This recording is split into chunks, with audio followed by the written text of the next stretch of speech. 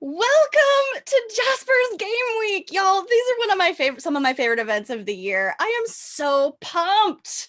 It's possibly that song that is now stuck in my head forever.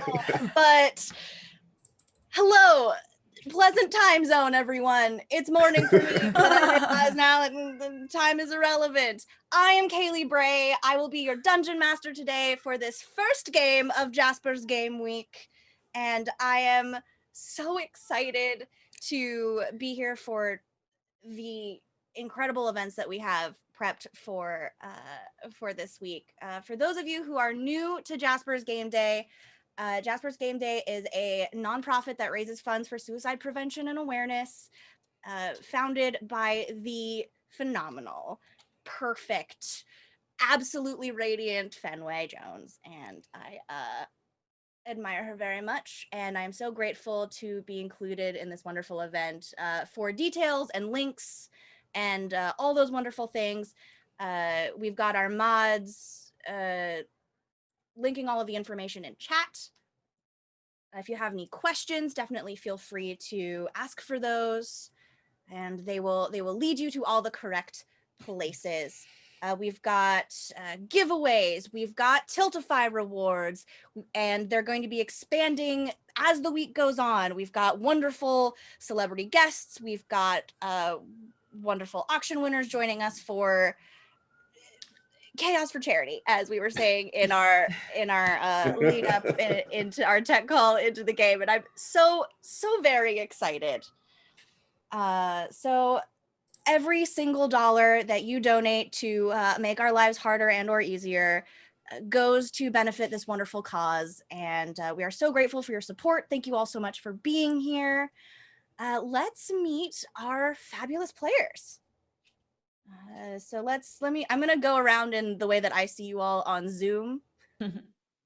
So let's start with our Ari Dobbins. That's me.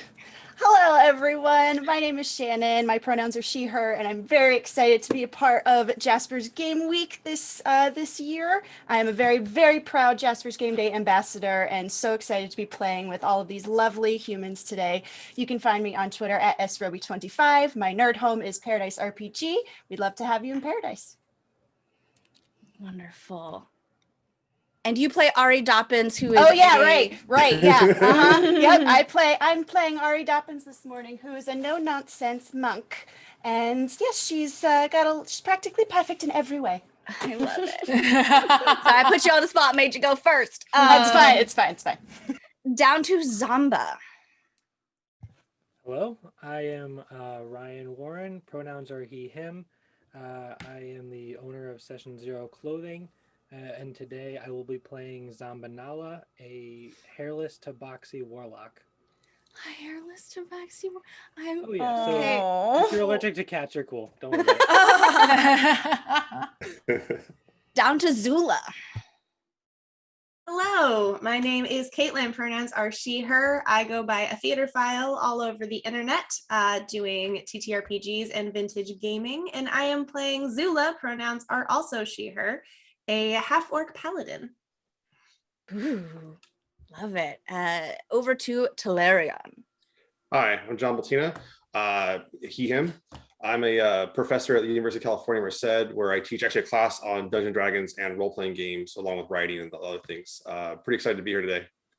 And I'm playing Talarion. I'm a high elf wizard. Ooh. Classic. Love it. Yeah, I'm really surprised that Only Play Wizards is playing wizard. What? Shocker. Down to Celeste. Hello, I am Emma Fyffe. Pronouns are she/her. I am at Emma Fyffe all over the internet, wherever Emma Fyffes are sold. And today I am playing Celeste. She is a high elf sorcerer. Ooh. And last but certainly not least, Dinah. Hi, I'm Danielle Radford. My pronouns are she, her. I am playing Dinah, also pronouns she, her, and Dinah is a rogue human. Ooh. Good. Fabulous. And as always with Jasper's Game Day and most games that I run, you, chat, have lots of opportunities to inflict chaos upon us.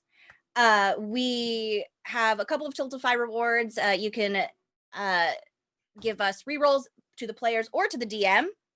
Anyone who knows me knows that I need rerolls. Thank you.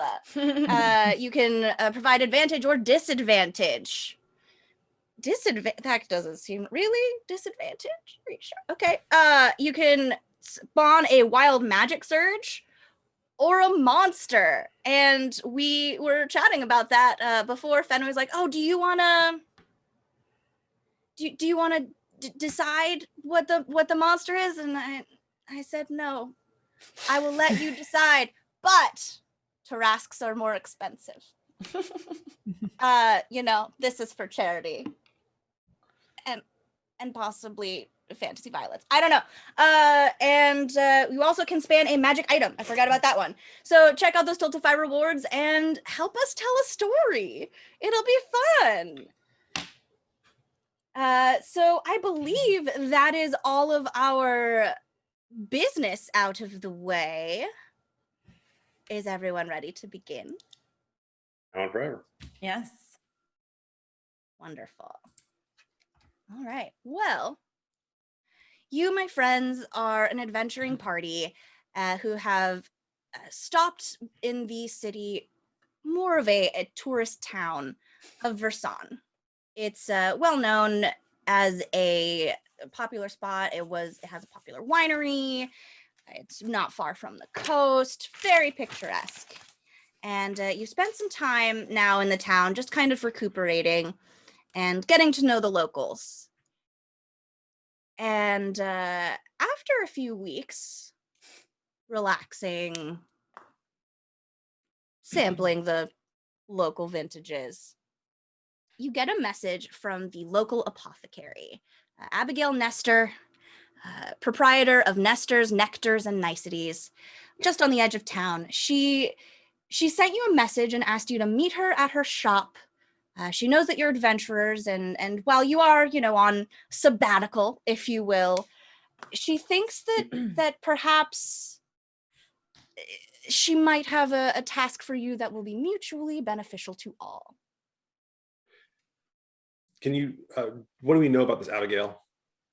Abigail is a little bit of an odd person in the town. She doesn't socialize quite a lot. You know that she previously had some conflict with the former owner of the winery in town, and she now is a little bit friendlier after that conflict has resolved. She is a little ageless. She's definitely elven and has long almost like a silver lavender hair braided down her back. She has a pet raven that sometimes gets out among the town, and she has to go chasing it. She is always a little mysterious. Walking into her shop, it's always a little bit of a mix of chaos. She's never quite sure what she has. So if you ask her about her inventory, she'll ask you just to go pick something. Mm-hmm. Her potions are her nectars, rather. Okay, don't call them potions. She gets a little grouchy about that. Her nectars are still an experiment, and she is happy to provide samples to anyone who is willing to try them. And she's got a little notebook where she writes down the results. Well, seems is this summons? Is it like a paper? She sent you just a message. The raven actually brought it to you. Okay, very nice. And it's now looking at you, waiting to see if it gets a snack. I'm sitting around the table with everybody, I assume, and just ask them. I absolutely dig into my bag and pull out several day-old pieces of bread and start feeding the raven.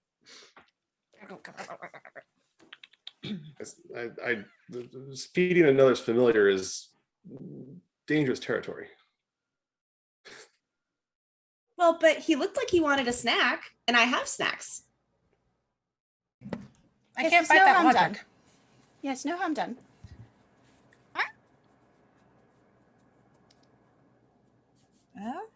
Raven's looking at you all expectantly, trying to see. I'm ready to accept the invite. Oh yes, I believe that's what he's waiting on. So do we just like tell this Raven that we want to go with him? Like, what the heck are we? Do we say yes, Raven? Please get bigger and take me with you. I want to go to this thing. Is that what we do here?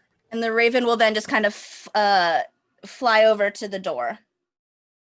Oh, okay. I guess it is. Well, there you go. Okay. That was exactly what I'm supposed to do. Sorry, everybody. I didn't mean to jump the slingshot. You know. So we're just supposed to follow the bird. Yes. It appears so. Follow the yellow-beaked bird. This could get a little bit. This could get a little dangerous. I've been known to chase and really hurt some birds. So I'll stay back. Okay. I think he heard you. I clutch my owl on my shoulder a little bit tighter than I usually do. Zula, as perhaps a reward or a gift to from the Raven, it will take one look at you. It'll fly back to you really, really fast and just peck you really hard in the middle of the forehead. Ooh. And as it kind of flies away, you feel just almost like a remaining warmth as a third eye opens on your forehead. You have advantage on wisdom checks until it's not funny anymore. Well, isn't that that's lovely? new. And this was Zula, or This is Zula. Yes. I eyeball the eyeball. It's kind of really. That was complete. That was incredible. it appears to have happened out of nowhere, like a wild magic surge. Have you been oversampling Abigail's goods? I don't think so. I think birds just really like me. No, Zula. The proper thing is to say thank you. Oh, you're right. Thank you. All right. Well, I'm ready to egress and head to Abigail's when everyone else is ready. Ready. Lead the way, Mr. Raven. The Raven will just dip out of the open window, and you follow him out of the inn that you've all been spending your time in the last few weeks. He takes you just on the edge of town to a cottage that feels a little out of place in this very touristy town. It seems more like out of a fairy tale than a destination. There is ivy covering the walls, and it's just kind of nestled in its own garden. Don't touch any of the plants. You're never sure exactly what she's done to them. And today, the smoke coming out of the chimney is a pale, almost teal color. You never know exactly what color the smoke's going to be out of Abigail, out of Nestor's Niceties. The door is open just a crack, and the Raven will just fling through, and you hear the tinkle of a bell as it moves the door open. I tell you all, every time I come here, it's more and more charming. More and more charming. Well, I suppose we should knock on the door first, yes? And then Ari will go up and you take her umbrella and just knock, knock, knock with the umbrella. You hear a voice from inside. Where did you get to? Stop! Would you mind? Oh no! I sent you out for something. Oh, is that? Well, the door's open. I open the door for Ari. This is a shop. You don't have to knock. Well, that is the polite thing to do. I don't understand manners. What if we were vampires? We would need to be invited, right? It is true. Well, if you were vampires, I guess she the like- invitation would have worked. well, I would have follow-up questions. Reverse vampires. You are not. I suppose you're not wrong. Are reverse vampires just people? Kind of. I don't know. Get moonburn. And she Now will absolutely just stare off into the distance for a second. Let's not be rude. We've been invited in. Let's go. I'll lead the way Miss in. Nestor, we saw your summons. What might we be able to help you with? Yes, right, course. And she'll like lead you further into the shop. And again, the shelves, it's like kind of like the mix between like an antique shop and an apothecary and somebody's attic. And but she'll take you back further to where there's a counter, and she'll go behind it, and there's a cauldron bubbling, giving off that teal smoke. And the first thing that she will do is pull out a tray of mismatched teacups full of this pale teal liquid. Excellent. Is she offering it to us? Yeah, and she'll be like, would you like to try the latest batch? Please. Of what exactly? My nectars. Right. I'd like to waft it a little bit before I imbibe it. There's a faint hint of maybe eucalyptus. There might be some sulfur. Can I do an Arcana check to see if there's anything magical in it? Oh, sure. Okay. Absolutely. Okay. Thank you. That'd be a 19. Yeah, I mean it's a teal liquid that is giving off like a very slight silvery steam. It definitely looks magical. Most of her nectars usually are in some way. They're just also very unpredictable. Okay. Well, I will partake and sip. Dinah takes one. Dinah's not super smart. Dinah takes one and just chugs it. Love it. Yeah. Anyone else? Is there alcohol in it? I don't drink that stuff. Well, it hasn't been fermented, Yeah. but I can't promise that it won't have some mind-altering properties. Well, I'm always looking to expand. if I'm just everyone else standing- does it, I guess. Well, that's a solid life way to live your life.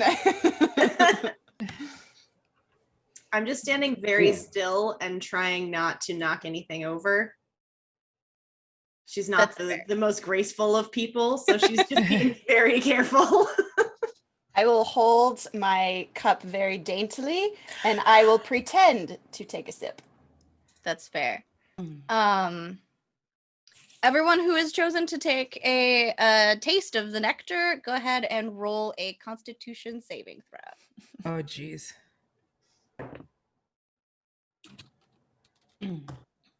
13. Okay. 2. Awesome. So it's just the two of you? Oh, right. And someone pretended to sip. Zambanala, did you decide because other people were doing it, or are you going to, because enough people aren't, are you going to be? I think I get ready to, but I want to wait and see what happens with the others to make sure they don't, drop. Sure. That feels right. Let's see. I'd like to utilize peer pressure. I cast peer pressure. Cast peer pressure.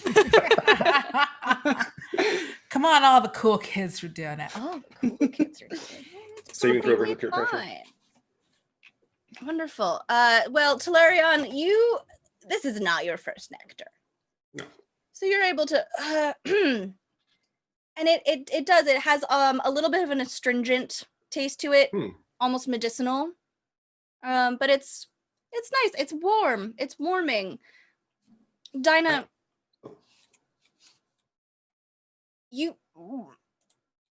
Whoa. and it's just, you get like a little bit of that bubble, and it's really starting to, and you just breathe a column of fire. Abigail has been prepared for this, and she just ducks and holds the tray over her head. I drink mine immediately. I drink it. Ooh. Oh, Roll- pardon me. Roll a Constitution save, Zamanala.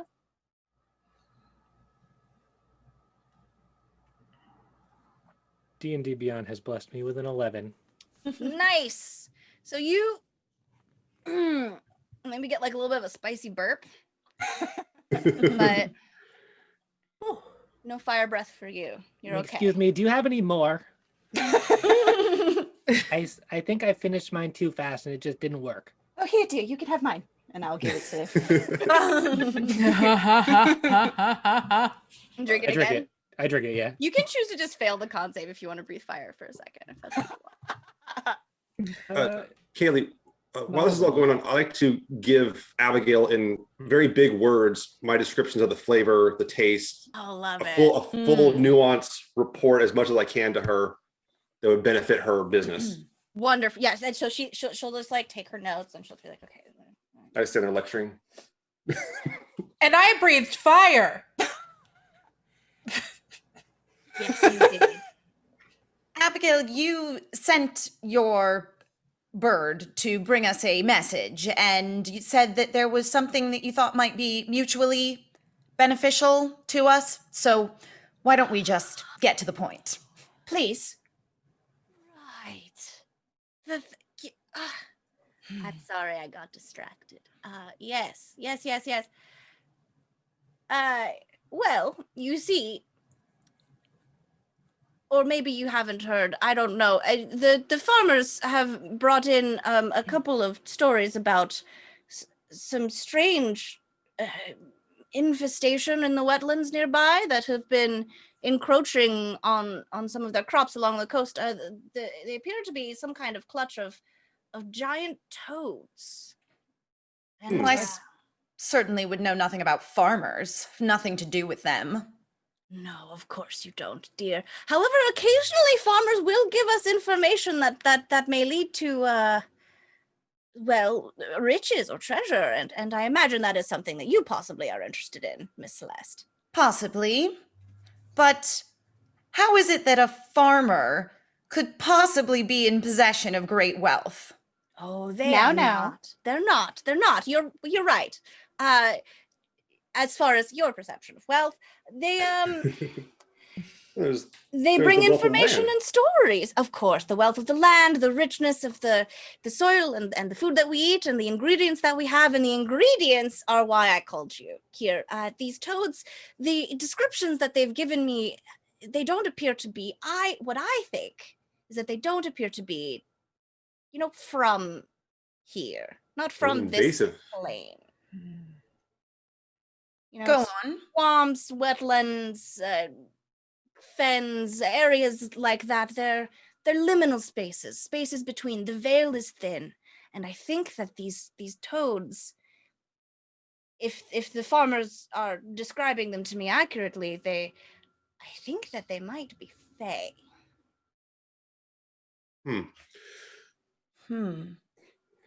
This does not bode well.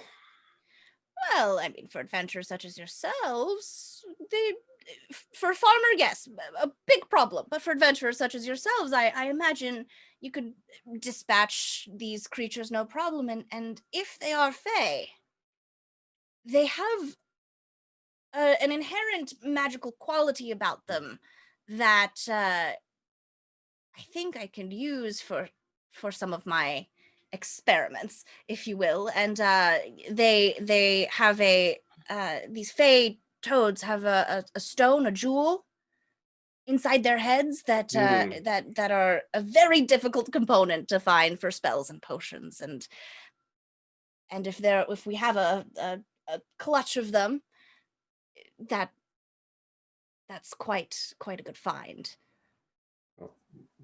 While your motives are not entirely altruistic, I do respect it. I say this is a win-win for everybody. Do all toads have magic gems in their heads, or just the Fyffe ones? So far from what I have found, it is just these specific giant Fyffe toads. Oh, okay, I was about to go looking for any toad I could find. Yes, I did that. It didn't really work. I've just had a lot of toad spawn and other things for more common potions and common components. But these toads, I mean, they could allow me to work wonders. And if you are able to bring me some of these jewels, I can work wonders for you. We can share the bounty. How many of these gems will you be requiring? Just so we know. I as many as you can. I couldn't really get the exact numbers of how many of these creatures that there are in these wetlands, but so as many as we can. Absolutely as many as you can. I think from what I hear, there's more than 2.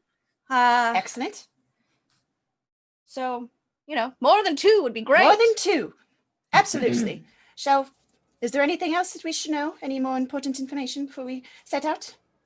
I mean, you're going to a swamp, so be And careful. these are toads of unusual size. Oh, Correct? yes. They are not like toads. They're giant. Toads. Okay, Zamba has 2 questions. First, do you have anything for my feet? And I lift up my leg and I have no shoes on. Oh. I really don't want to get swamp water in between my pads. Do you know? The second question is, do you have anything that might be able to help us, vis-a-vis your teas, vis-a-vis the fire breath, maybe for the hairless boy here? Well, I don't know if I have shoes that would fit you. But honestly, we could do some sort of wrap. Right, and honestly, it might be nice or helpful to you if you like spread out your toes and can kind of just like walk across the. Oh, maybe. Do you have maybe plastic bags just in case I change my mind? Sure. Here Okay, you that go. works. And Miss Celeste, Yes. I just because you are potentially one of the more responsible ones, but also the one who would have less compunction about using such an item, I'm going to provide this to you, just in case you need it. And she will hand you, Celeste, an immovable rod. Ooh. Very nice. Well, I do have superior instincts, I would say, when it comes to these type of things, so I shall use it well. But I wonder, Abigail, if we might come to some sort of agreement regarding these artifacts that we might be obtaining, these rare magical items from these frogs. If you could provide us, indeed, with an exact number of how many stones you are looking for, and then if I might entice you to, as part of our payment for this particular endeavor, allow me to retain the rest for myself. And anyone else that wants them, obviously. Certainly. I will say I would like to. All right. And if there are more than 2, you are welcome to those. However, if you would like me to use those components to fashion you a potion or a tisane or a spell scroll or something like that, I would be open to doing that as well as payment. Well, we will cross that metaphorical bridge when we get to it. Certainly. Shall we leave? Think so. Indeed. Let's go. Spit spot, everyone. I just gotta say, so Talarian has proficiencies in navigators tools and like maps and cartography. That's his jam. Nice. So I'd be more than happy to plot a course for us to travel easily. Absolutely. And you've been here a couple of weeks. You know the lay of the land fairly well. The farms are on the west side of town, and they expand out into the wetlands and the coastal areas. So you know that the wetlands get properly swampy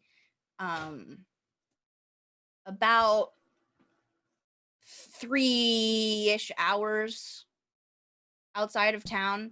It's an easy walk, or there are wagons that kind of like the farmers will have wagons that trek back and forth to town. So you could probably hitch a ride on one of those if you wanted to speed up the process. Well, I certainly don't want to walk. Of course not. Oh, goodness. If we want to take transportation, I have no issue with this. Absolutely. So it's not very difficult as you make your way back to the town square area. There is a wagon about to leave. It's a farmer that you know fairly well, and they smile at you and gesture to the wagon. They'll look specifically at Ari and Celeste and like dust off the like front part of the wagon so that you all can Thank you very much. more suited to the style of clothing that you wear, essentially. I'll just sorry, excuse. Thank you very much. And I look at Celeste very expectantly as in say thank you. Thank you ever so. Oh, you're welcome. You're welcome. Okay. And they'll set off. It is much faster. Takes closer to an hour to get more to that border of town. Yes, Talarion. Yeah, I have my owl familiar Yashana, Mm-hmm. and I would like her to fly above us as we travel, just to spot any absurdities, we'll say. Sure. As you get closer, especially to the border of the wetlands, do you want to have her roll a perception check? Sure. Let me go and pull her up real quick for you. She got a 16. Sweet. Okay, so with a 16, with the wetlands, I would say she's able to notice probably about a couple 100 feet into the depths of that landscape. The vegetation seems a little bit sparser, as though parts of it have been like trampled down or fallen down. I tell the party as my eyes come back to normal from following Yashana that it seems that there's been some sort of disturbance in the wetlands up here. I believe our quarry may be near. Well, Wonderful. Right. Can I start to kind of keep an eye out for any toads? Absolutely. So the farmer will just kind of let you off at the border of their land and the wetlands, and just, good luck. Thank you very much for the transportation, good sir. I pay the man a gold piece for his troubles. Thank you very Oh, much. how very thoughtful. Appreciate it. I have a good adventure. bye. Thank you. And they were never seen again. And they will just get back on their wagon and head back to their land.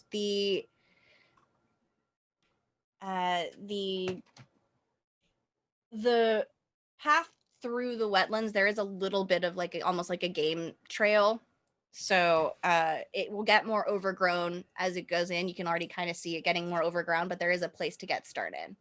I cast mage armor real quick just before we go in. So feels right. So Ari and Talarion and anybody else who's trying to track or find their way inside, go ahead and roll. You can roll survival, nature, perception, whatever's higher, whatever relevant skill, and anybody else. Perception. 11. 22. Oh, sorry, 23. Sorry. 23. Wow. Okay. Anybody else trying to do anything? I'm just trying to see. I'm trying to watch for if there's points where they might come out at us, or ambush points, if you will. I don't want to get toad bushed, or I don't know what we would call it, but I don't want to get ambushed by toads. I'm just watching the ground to see when it starts to get mushy. Oh. The ground has started to get mushy. Oh, beans. Oh no! I don't remember. Did Zamba get? Did you get shoes to wear? Plastic bags. I got plastic bags. Yeah. I'm hoping they come up to my knees at least, and I'll tie them. But I won't do it yet. We'll see what happens. You want mine? I don't mind if my feet get squishy. We lost someone. No, that's okay. I think my feet might be a little bit bigger. Oh, that's probably true. I don't know. I have pretty big feet. Do you have pads on your feet? Oh, no, I just have toes. Well, I guess we'll see what happens. We'll take it one step at a time, you know. I like your bags. Maybe it'll be the new thing. We'll see. If these toads are of the Fae variety and they're magical, could one perchance find a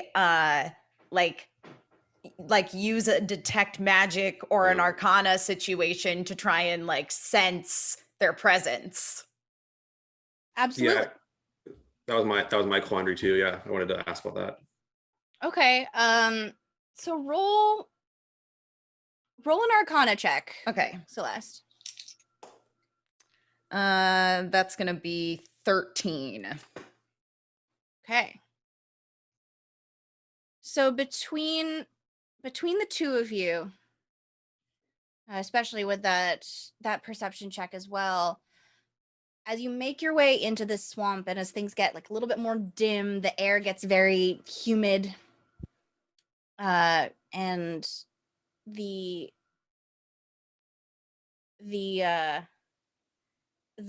light just gets, everything just feels a little bit more claustrophobic and close.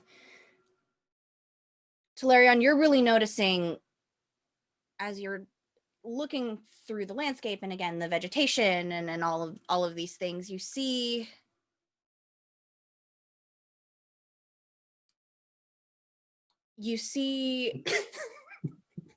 I'm trying to figure out, like, let's see.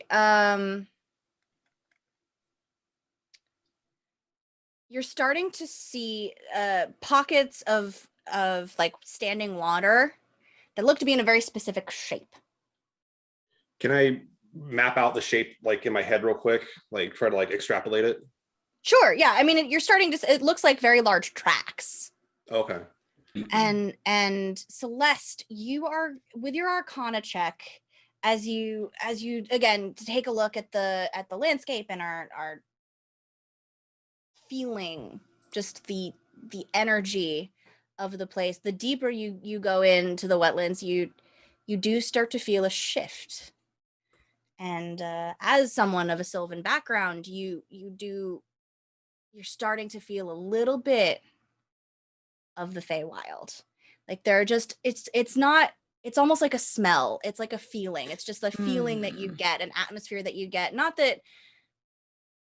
as though you have transported yourselves to another realm, but as though this is an in-between place. It does seem that Abigail may in fact be right. I suspected as much. Is the ground, is it cold?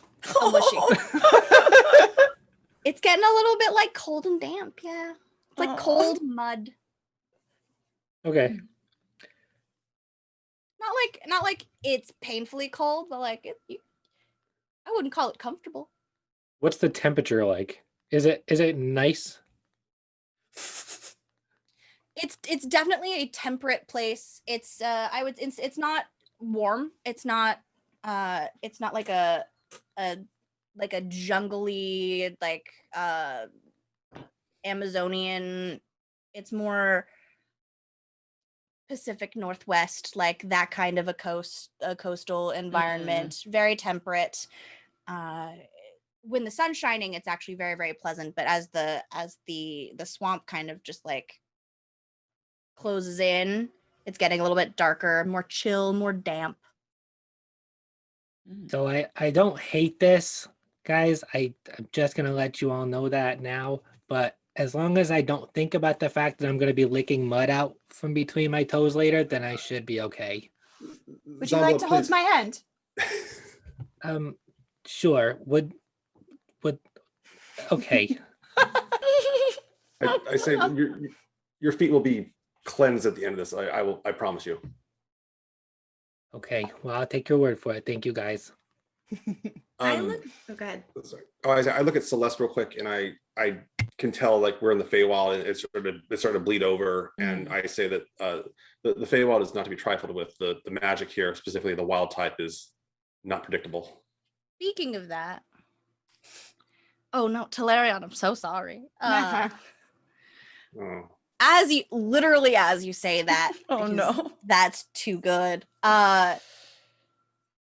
Your hair, all of it, just is gone. Is it gone or does it fall out? It like falls out. Okay, so my silver lovely hair, like which is like actually kind of a pride of his, falls out, Oh no. and I from beneath my hood onto the ground, and I look at this once great empire on the ground in front of me, and I accept it, but I don't like it. Look at that. We match. We're twinsies. You're bald. I'm bald. This is great. If anyone is allergic to you, no longer a problem. Congratulations. How does it feel? You I'm sorry, I couldn't hear you over my restraint. Like I'm not happy about this. This is disturbing, but I accept it, and I'm trying to process. Sometimes a style change can be really good for, personal growth and things. What a lovely things to say, everyone. Yes, I'm sorry that happened to you, but you look lovely. I have a well-shaped skull, thank you. That you do. Can I look around on the ground? Are there any regular toads about? Regular toads. Sure, roll a perception check at advantage since you've still got that third eye in your forehead. That is 21. So what you notice is an astonishing absence of toad tracks. Oh. This is the perfect environment for toad. You would expect to see lots of wildlife and other tracks and signs of activity. And there was some at the edges of the wetlands, but the deeper you go in towards that area that your familiar Tolarion spotted earlier, the less activity you notice, and it's now almost all gone. Are there trees nearby? There are. They're the kind of trees that grow in these environments, so they're like a little bit gnarled and twisted and low. Cool. Okay. But there are definitely trees. Like mandrakes or something? Into the trees. Yeah. See if I can see anything. Sure. Roll a perception, survival.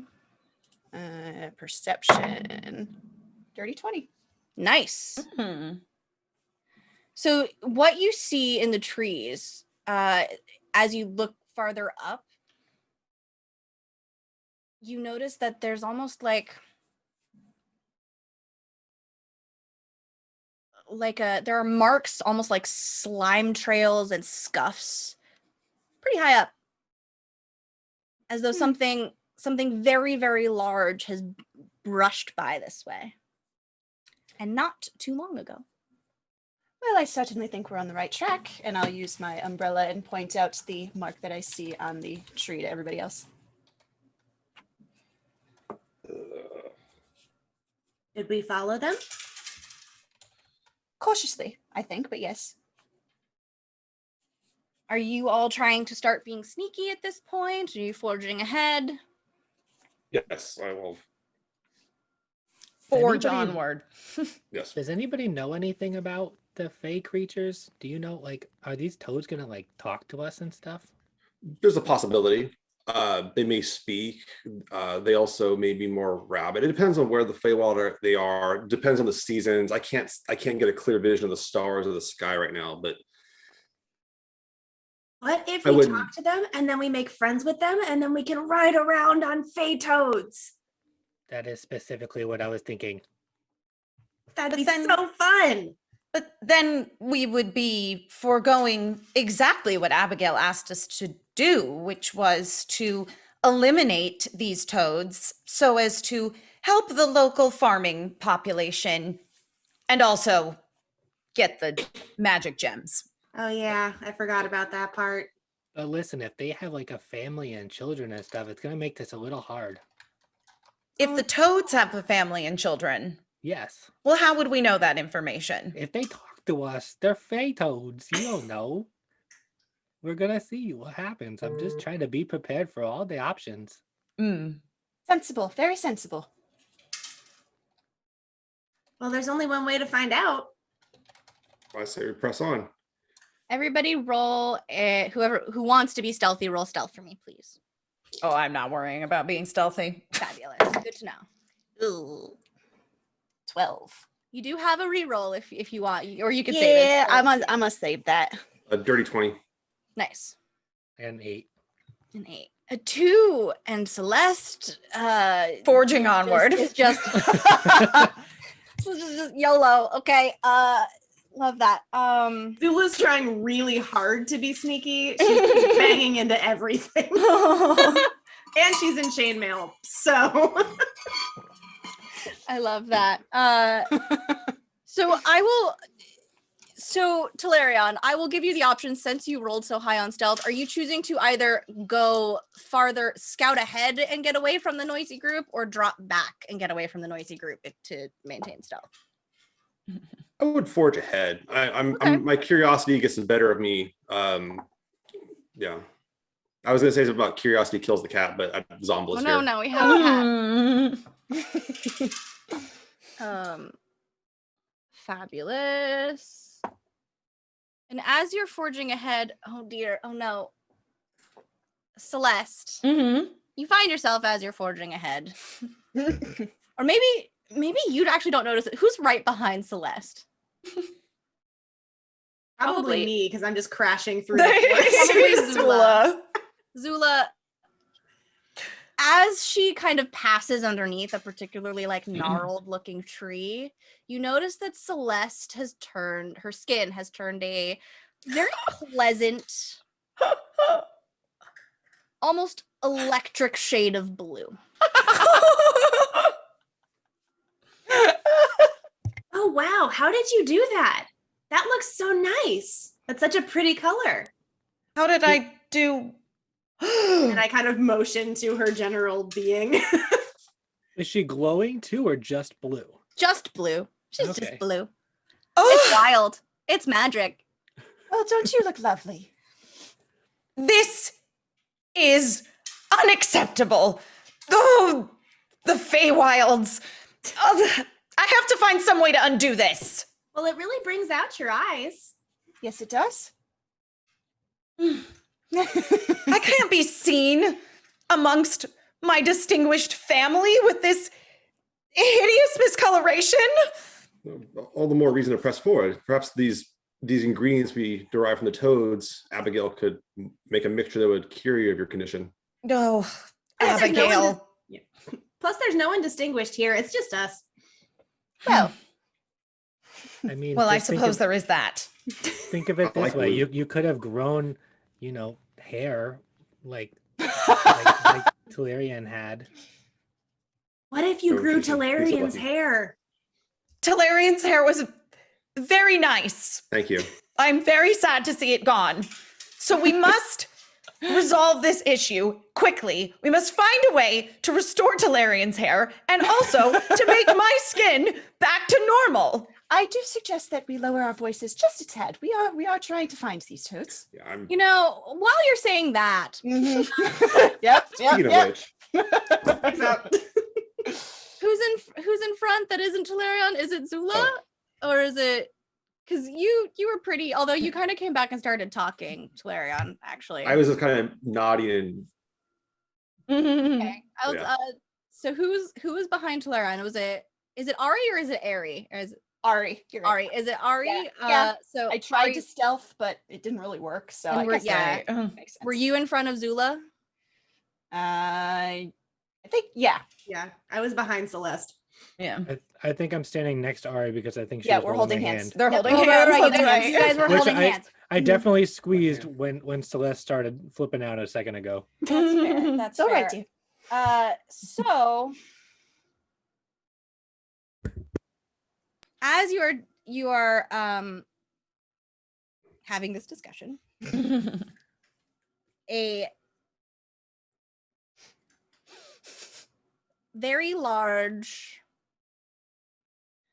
almost like purplish, sticky tongue strikes out at Oh, each of you. There are Oh no! oh, Oh no! Oh no!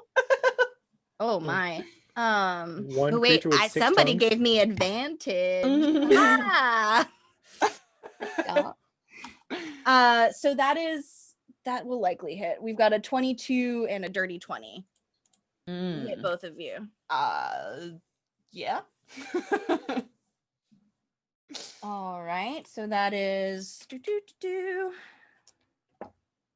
Oh no, I never rolled as high. It's so mean.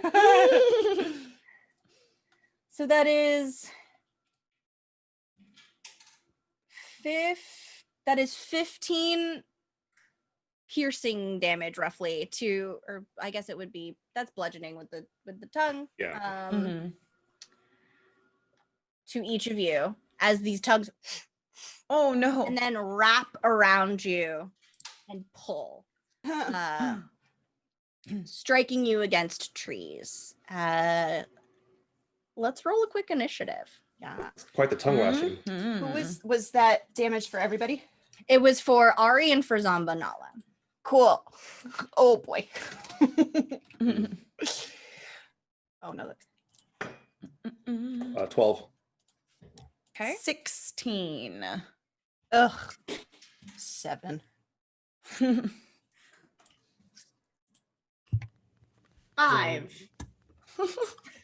Zamba got an 8. Okay. Okay, well, I shouldn't have used my advantage then. Okay, so they rolled a natural 1 on initiative. Oh no. So, Celeste, you get to go first. You've just seen Right. two tongues. You don't see the creatures really that they're even attached to yet. You just see two tongues just wrap around your companions at the front of the party and just dash them against 2 trees. Oh, okay. So they hit the trees. They didn't get like taken away by the toads. They didn't get taken away by the Okay. toads. They just got like slammed against a tree and dropped. Okay. I would like to, like in the direction that the toads like were, because like you said they kind of came from both sides, so I would have a sense perhaps of their general direction. Absolutely. Because of the fact that the toads like were The tongue.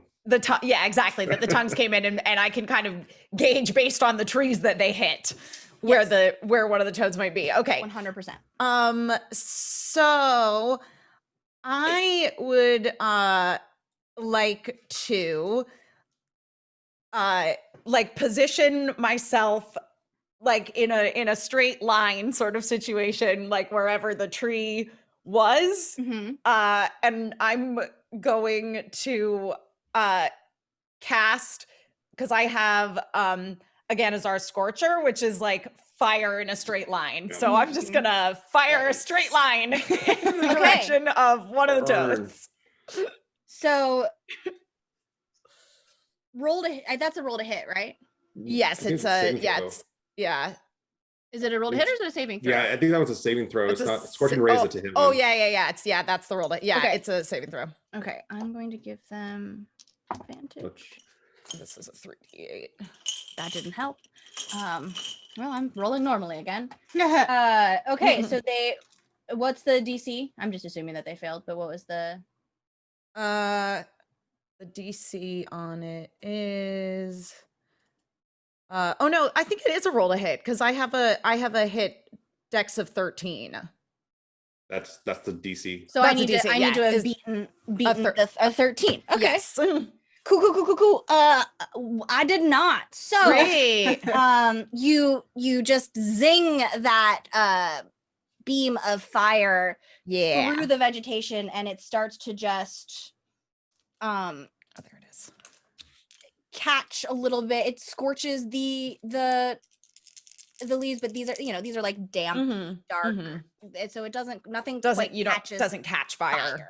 Yeah. There's not like an inferno around you. Yeah. But it clears the vegetation a little bit and you're able to see this like giant warty figure as it was lying in wait, and it like impacts against its hide. What's the damage? Let's see.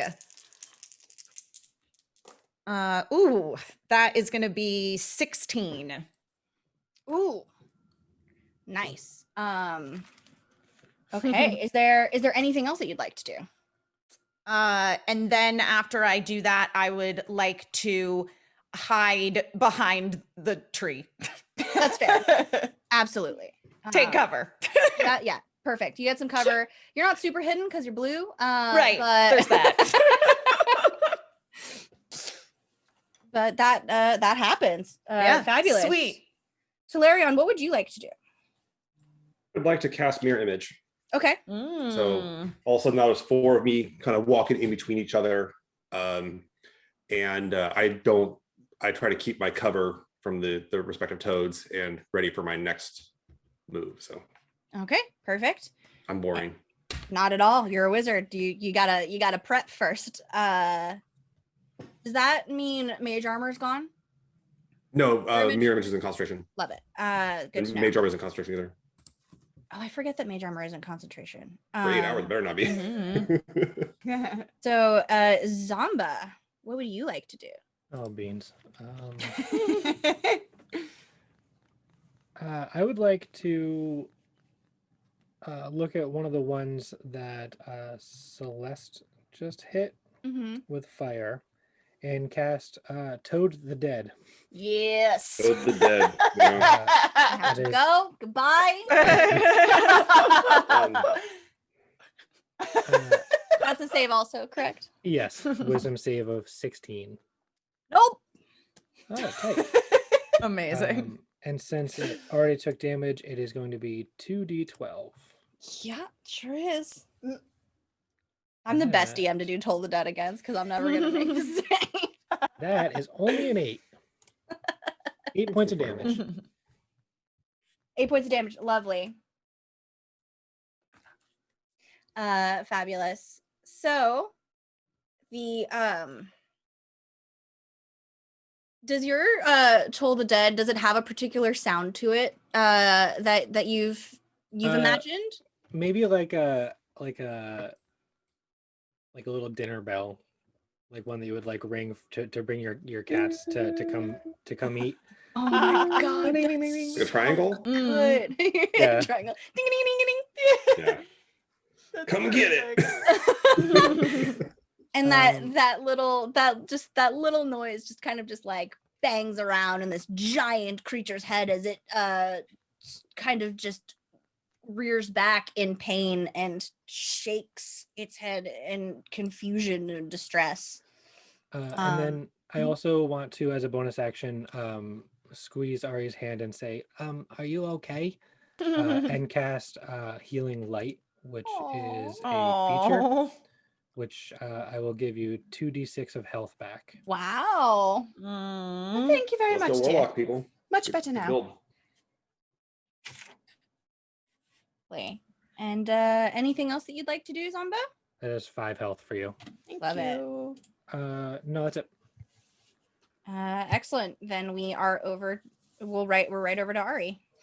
Perfect. So I'll squeeze Zamba's hand back. Thank you, dear. That was wonderful. And then, so are we grappled by these tongues, or did they just kind of like slam us and then retract? They slammed Oh, you and then dropped you. retract. I Cool. forgot that we were slammed against the trees.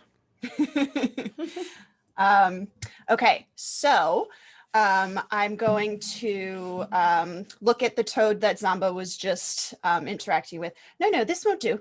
And I'm going to hold up my umbrella and I'm going to move forward and I'm going to whack it.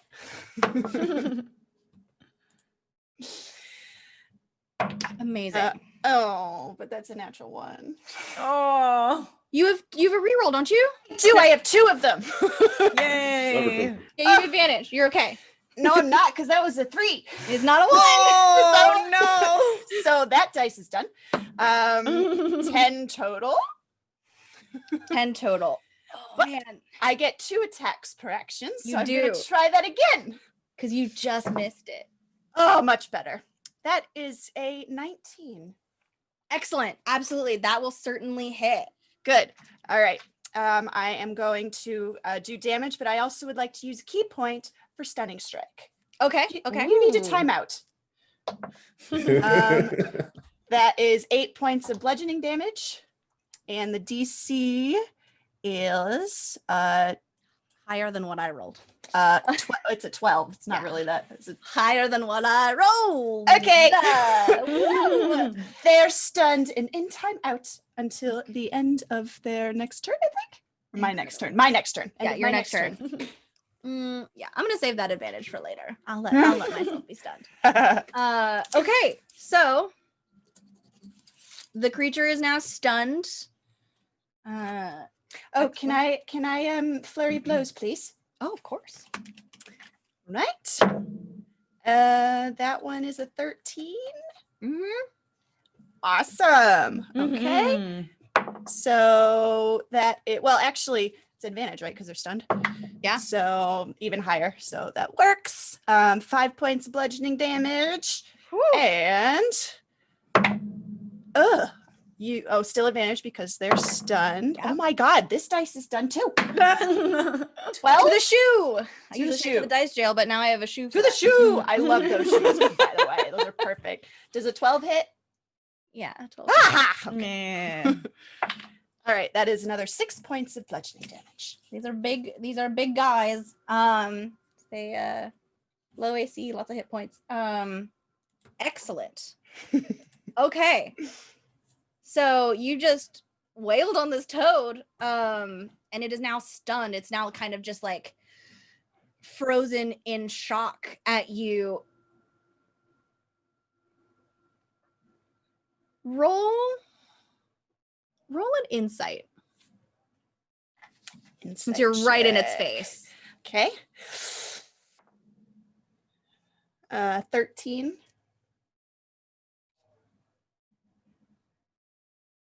You see a flash of intelligence there and desperation. Oh. Well, maybe now you've learned your lesson, yes? I mean, it did slam you against a tree. Yes, sure did. Zula, is that the rest of your turn? Yes, all done. Okay, perfect. Zula, what would you like to do? There are two. I know we had 2 tongues. Are both toads visible? No, the other toad on the other side of the path essentially has not shown itself yet or Okay. had an action because I rolled a natural 1 in initiative. Okay, then I'm going to focus on the toad that everyone else has been focusing on. And I'm going to pull out my great sword and attempt to do an ensnaring strike on it. Mm. Ooh. Beautiful. All right. Is that a save for me or a hit for you? I have to hit it with the strike and then it's a strength save. Okay, cool. So Which first, does it automatically fail if it's stunned or just disadvantage? I think it automatically fails strength and dex. Yeah. Oh, and okay, strength. so I Okay. thought. Yep. Cool. Okay. Well, I probably didn't hit it with my sword anyway because You have advantage. I Because do. it's stunned. Yeah. That's true. That's better. 15. Yeah, that'll hit. Great. Okay, so it is ensnared. It is restrained by magical vines. Oh, very good. Okay. Oh, and on the start of its turn, it takes 1d6 piercing. Oof. Do you want to describe what that looks like? Yeah, so Zula pulls out this giant sword and kind of comes up and just slices at the toad, and these kind of greenish purpley vines just start coming up out of the ground and just wrap around it, almost like a cage type of feel. And then she just says, "Stop hurting my friends, Please always helps. please." There you go. All right, and is that your turn? Yeah. Excellent. So then this creature, stunned, bleeding, wrapped in piercing vines, just held against this just like wet, swampy ground in the mud, staring at especially the two of you right up in its face, shocked, alarmed, opens its mouth and just croaks, "Wait." Oh, I knew it. I knew it all along. I was so terrified of this happening. and looking at you, just struggling to get through the stunned as it's just trying to form language, and it says Celine, and you hear movement behind you as the second giant toad comes into view cautiously, slowly, as it will move. It moves kind of into your space, eyes wider and bulging even for a toad. It's huge, very, very, like, you can feel its steps in this like sloppy ground as it approaches you. Again, that almost like a purplish lavender color, and it stares at you and then looks over in high concern at the toad you have trapped and says, "Are you all right? Stop, please. We were just protecting ourselves. Please, just let us be." Now, this is the way to solve problems, with our words. What are you protecting yourselves from, if I might ask? Adventurers who shoot fire at us. I dropped the ensnare. And the creature will kind of shake off the stun and look at all of you. In my defense, you attacked us first. She has a point. Sorry. We're new here, and we see a group of fighters as yourselves clearly looking for us. We weren't sure what to expect. I suppose that is fair, considering we've encountered no other life forms whatsoever in this area. Where did all the other swampy things go to? Well, they're not very comfortable around us and our family. We clearly don't belong here. How did you get here? It's a bit of a long story. Perhaps not in the open. Would you mind if I took my husband back to our camp so that he could rest? Please. I want to make an insight check. Beat me to it. You are absolutely welcome to do it. Yeah, I was gonna say, Kailey, while this conversation is going on, I was gonna cast Detect Thoughts and start reading their brains. Ooh. Okay, is that a save for me? Yeah, they each. I was gonna, if they're both talking, I would try to focus on each one for different rounds to make sure they're their surface thoughts. It's I believe is a wisdom save. Yeah, it's a wisdom save. DC 15. I rolled a natural one. I like that. To the shoe. To the shoe. I want to know their lock accommodation. But are they being truthful? Yes. So Okay. what you detect, and all of you together, so our friends rolling insight, you see in their faces that they appear again, that desperation and that fear, and a little bit of calculation, just a little bit. And what can I see what the calculations are? Because I would see the surface thoughts if they have them. Absolutely. So what you sense, Talarion, beyond the visual insight that your friends see, is these creatures. Again, their thoughts are incredibly complex. Mm-hmm.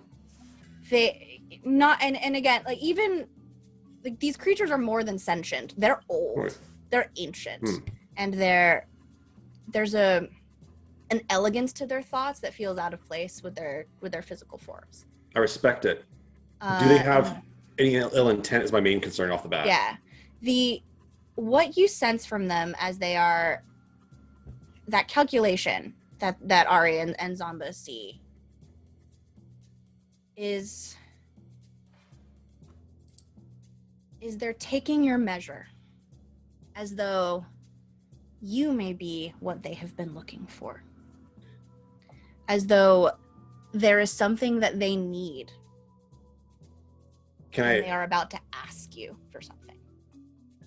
I want to like get what they want. I want to pose their question to them before they pose it to us. Okay. Power move. Do you just want to ask them what they want, or are you trying to dig No, a little bit deeper? I want to sense what they want. Like, because I should be able to, if they're thinking of the question, I can see it, like they're about to ask it, and I want to say it before they say it. So what you, instead of words and thought, you see a visual. You see a sunken, overgrown stone structure crumbling, partway submerged in water, and you see an opening, too small for a large toad, a giant toad, but perfect adventurer sized. So I asked them, so you're interested in us entering this, I'm guessing it's nearby, this temple or facility that you cannot enter? And they I sense people even just stop moving. Whoa. And they'll look, and Celine, one of the healthy toad, will look over and say, Cedric, these are the ones. And the bleeding toad will look at you and say, I think you're right. Adventurers, can I interest you in a bargain? It Table's depends open. on the bargain, I suppose. First, let me ask you, why are you here? Why are you looking for us? Did someone send you? There was words of encroachment of various toads of your size that were imposing upon the farms of the area we were asked to protect, and we thought we'd investigate. But it seems that the Feywild has bled over into our world, and this seems to be an issue, and you have an issue, and perhaps we can solve all the issues. Also, someone wants the magic stones in your head. I look over at Caitlin, or I look over at Zula, and I'm all like, What? It's true. Then I believe we can have an accord. Adventurers, as you can imagine, we are rather attached to our skulls, intact and whole. But your sources are correct. We do carry magical gems that others have found great value in. But we have been cursed with them. Cursed? Yes. These forms were not the ones we were born into. So you were regular sized toads and then magically became imbued with cursed gems that grew you to an unusual size? We used to be a noble house. We were members of the Spring Court. oh, this highly intrigues Talarion, as I am actually a member of the Spring Court. So I say, and I ask them their names, like their formal names, like I want the full thing, or I just try to read their brains for it too. Yeah, I mean, and they'll give it to you because you're a high elf, right? So they'll speak to you in Sylvan, and they'll give you their full names in Sylvan. Which, how long has it been since you've been in the Spring Court? Probably at least it's not very long, but like maybe 15 years because it's an elf. So you've heard these names. They haven't been members of the court for a very long time. There was a feud between their house and an existing house that has now gained quite a bit of favor in the court. And Cedric and Celine will look at you and say, I looked at my friends and say, it seems that these two have their misfortune has been taken advantage of. I think it's best we actually right this wrong. It doesn't seem to be terribly inconvenient, and perhaps beyond this temple's doors, we might find the shiny baubles that you all seek. You can have both. These gems that have been forced upon us so that we are hunted and cursed to live and in these forms and expelled from the court, there is a way to remove them without killing us. I think we much prefer that option, yes? Yeah, I certainly do. Absolutely. Yes. If they're removed forcibly, of course, you crack open our skulls, you get these gems, but we die, and most of our house, unfortunately, has fallen to that violence. But there's an old artifact, a crown that's been stolen from the Feywild for generations, but it was an adventurer who kept it secreted away in a temple. And it has taken us centuries to find it, but we found it, but upon finding it, we can't get into it. But if you can find this artifact, yes, due to our size, it is inaccessible to us.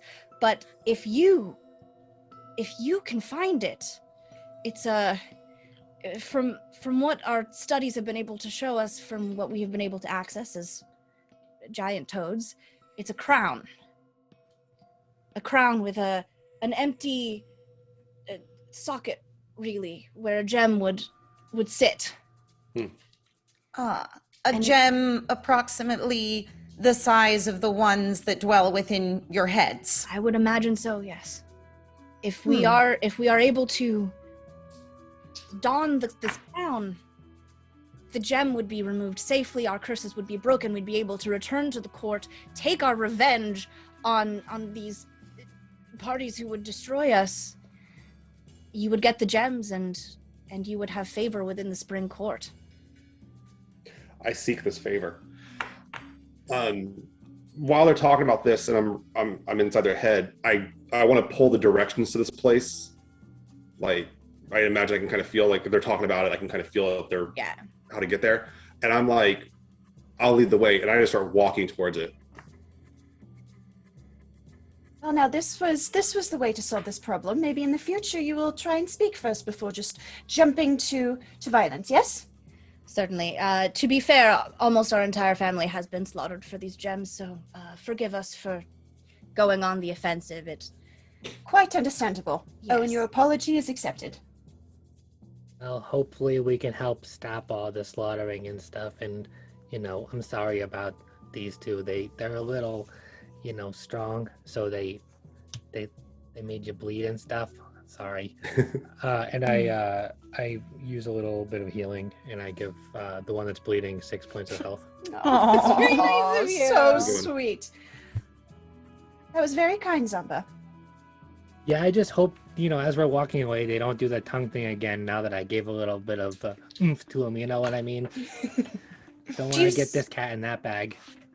Do you suppose that this crown, from what you know of it, might also solve the predicament that I seem to find myself in? I'm not normally this very fetching shade of blue.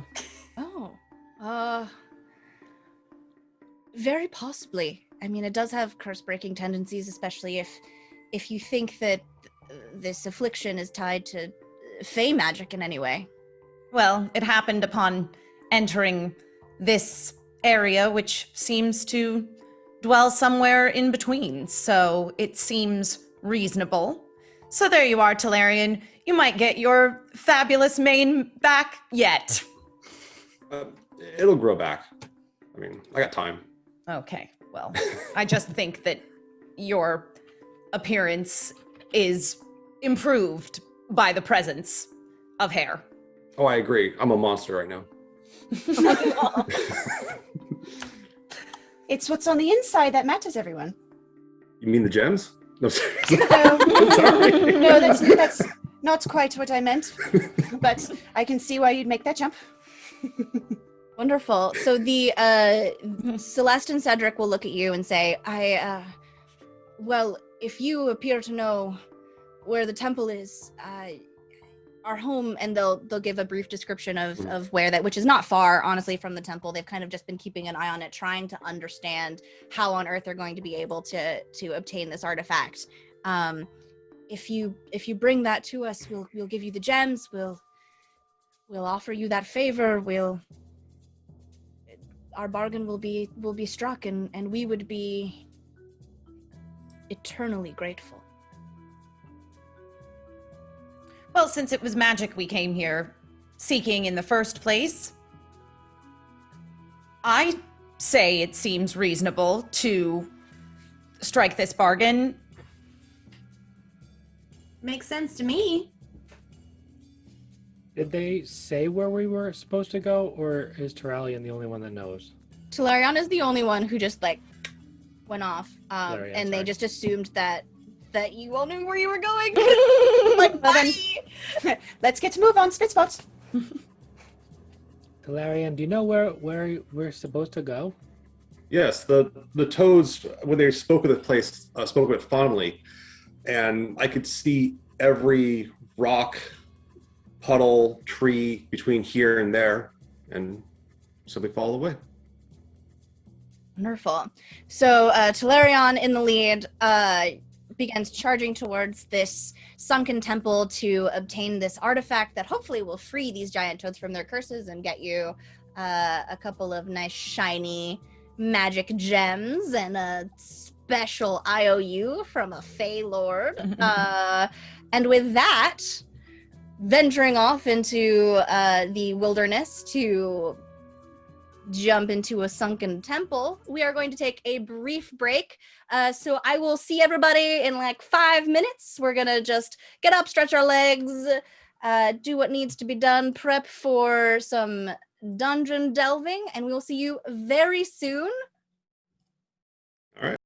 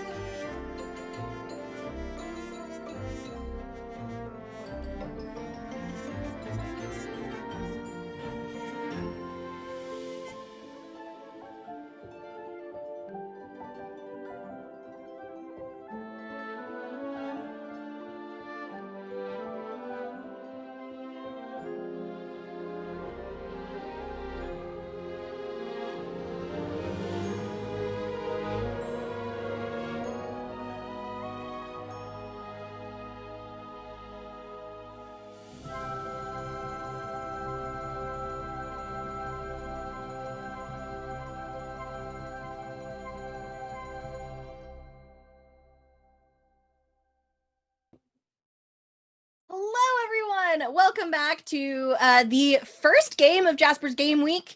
This wonderful, I was going to say May, it's still technically April, whatever. I don't know what time is anymore. Welcome back. For anyone who joined us in the middle of the game, we are here supporting Jasper's Game Day for suicide awareness and prevention. It's a wonderful cause, and there are so many ways that you can help contribute to the chaos for some good vibes. If you would like to make our lives harder and or easier. You can contribute rerolls, advantages, disadvantages for players and DM. You can add a magic item or a monster. As I said before, legendary dragons and Tarrasques, more expensive, but not off the table.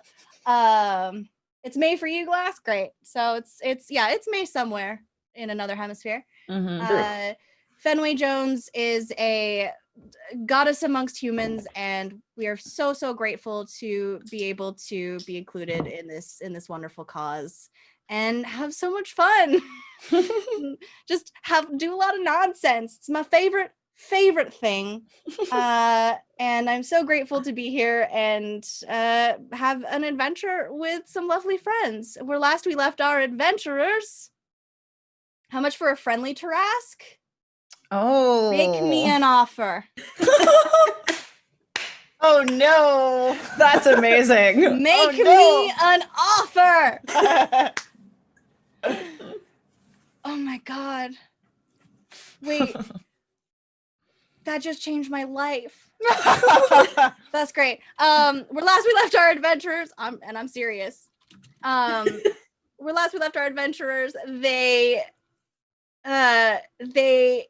delved into this swamp thinking they were gonna kill some toads, harvest some gems, and go back to the local apothecary for just some fancy potions. And they have now found themselves embroiled in a generations old conflict between Fey lords of the Spring Court and are now headed to a abandoned, sunken temple.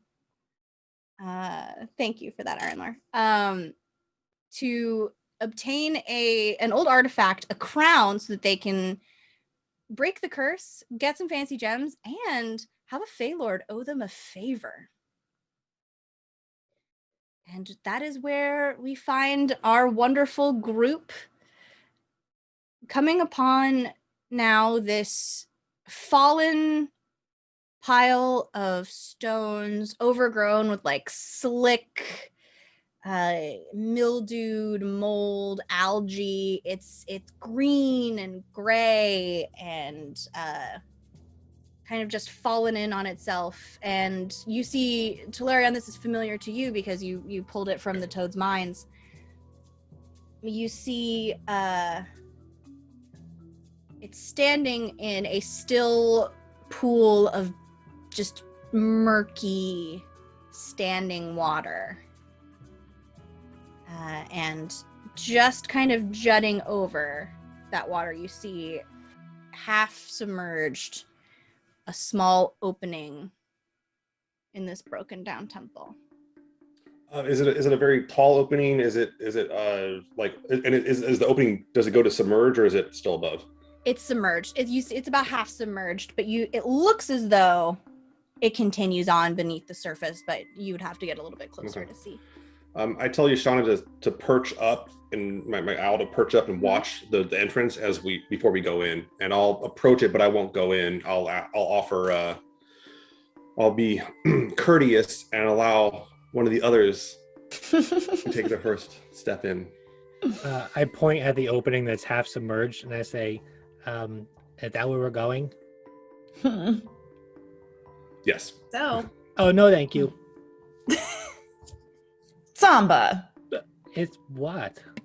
Well, it seems to be our only option is to go in, and I certainly understand the objection to venturing into dirty, wet places, but we did agree to help our new colleagues. Yes, we did. And I will reach into my bag and pull out a little lollipop and hand it to Zamba and say, a spoonful of sugar, dear. Let's go. Oh, I take it. Okay, I have to eat this before we go get swamp water on it, though. And real quick, if you guys are okay, Kailey, do you mind if I do a ritual before we go in? Go for it. Can I do augury and see if I'm going to get basically wheel woe or wheel and woe or nothing? Yeah. So how is that a roll or? No, it's just that I know within the next, if a decision we're going to make in the next 30 minutes, if it's going to be good, bad, both, or neither. And the decision I'm looking at primarily is like going into this place. Okay, for sure. So that's a 10-minute ritual, yeah? Yeah, a little bit about that. Yeah. Do you have a description for what this ritual looks like? Do you cast bones? I just sit there and like kind of like do magic, do my Doctor Strange thing as I look at the entrance. You guys notice one thing about Talarion is if he stares at something too long, like you kind of notice his eyes dart around a lot, because if he locks on something too long, his eyes start to glow slowly. And he's sitting there staring at this thing, and you see his eyes start to, like, they don't crackle, but they glow. It's like a blue hue. The sea green turns to a blue, and he's sitting there staring at it, and he's just kind of like going through it. You can kind of see him like going through different like options, and then at the end of it, he says, "Yay or nay?" I don't know what he's gonna say. Kailey's gonna tell me. So you tap into your instincts and just your knowledge and just the vibrations and the energy in the wefts that weave, the magical wefts that weave up this plane in this universe. And you definitely feel that this place is dangerous. Many old temples are, especially ones that are meant to contain treasure. So you imagine that there are dangers within, but that there's also great rewards within. So it would be weal and woe. This seems an apt choice. And I let any of them go in first.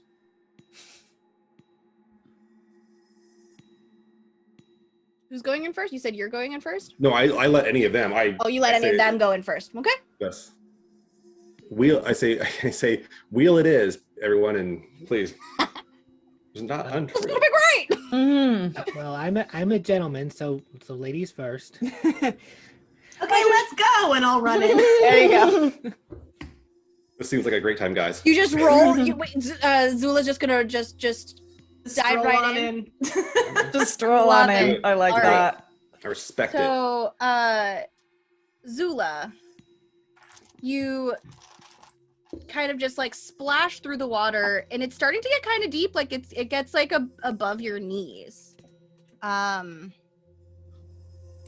you. I saw that too. Yep. This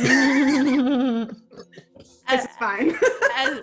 as you jump in, and you turn back to say something to your friends, and just go, and a pink bubble just goes. No, the bubbles!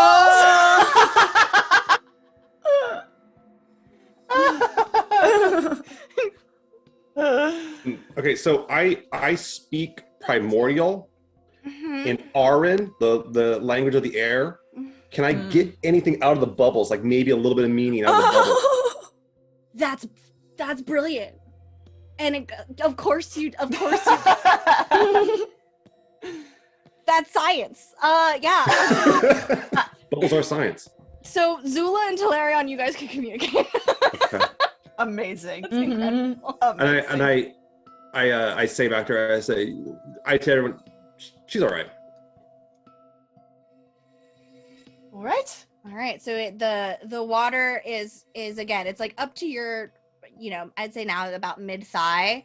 But you're squishing into the mud, starting to suck at your feet a little bit because you're in armor, right, Zula? Oh yeah. So it's like a little bit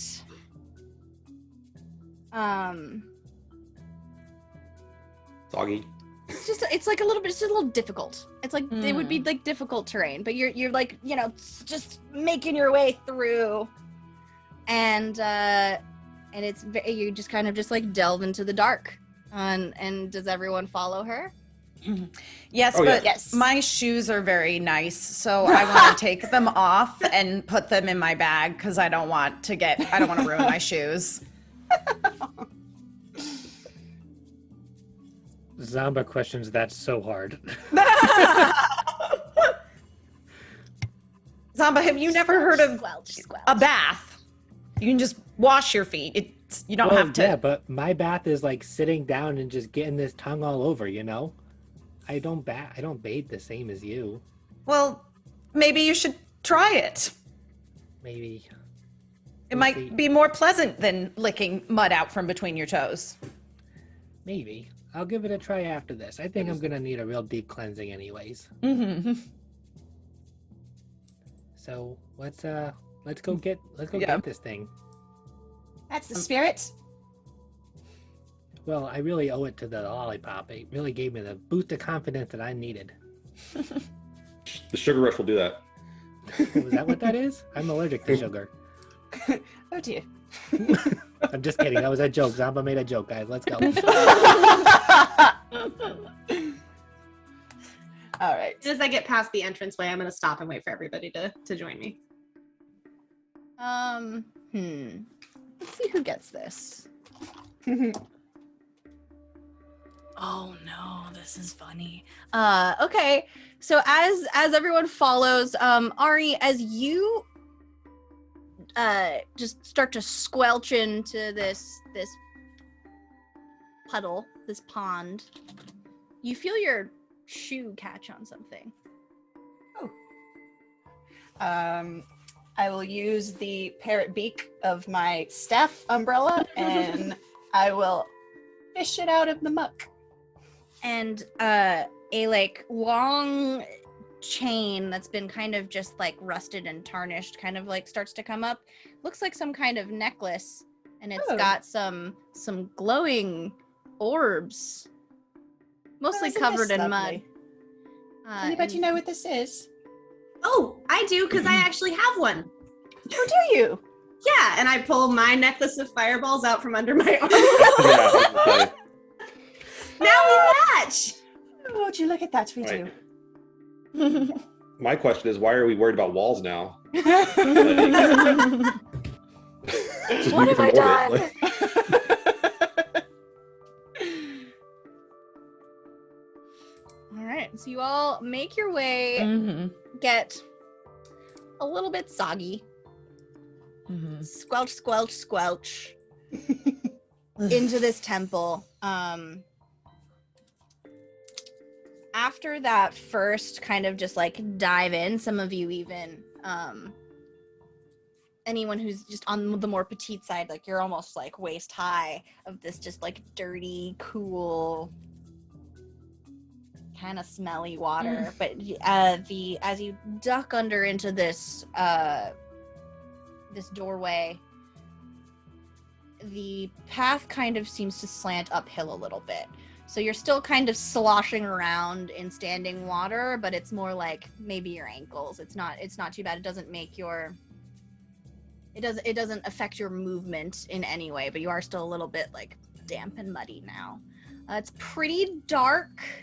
I would say anyone without dark vision is struggling at the moment, and the farther you get from the opening, the darker it's going to get. I will pull my moon touch short sword, and it glows like 15 feet bright, 15 feet dim. Okay, great. So suddenly you are able to see around you. Again, it is like slime, algae covered stone. It's all broke. Like the hallway itself, it's not like it wasn't a perfect hallway.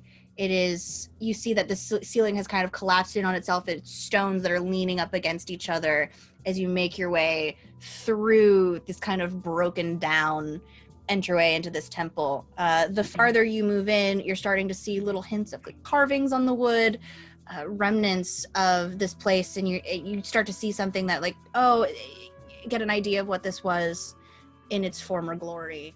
It was once a pretty beautiful temple, a testament to an adventurer who very likely accumulated quite a bit of wealth in their lifetime.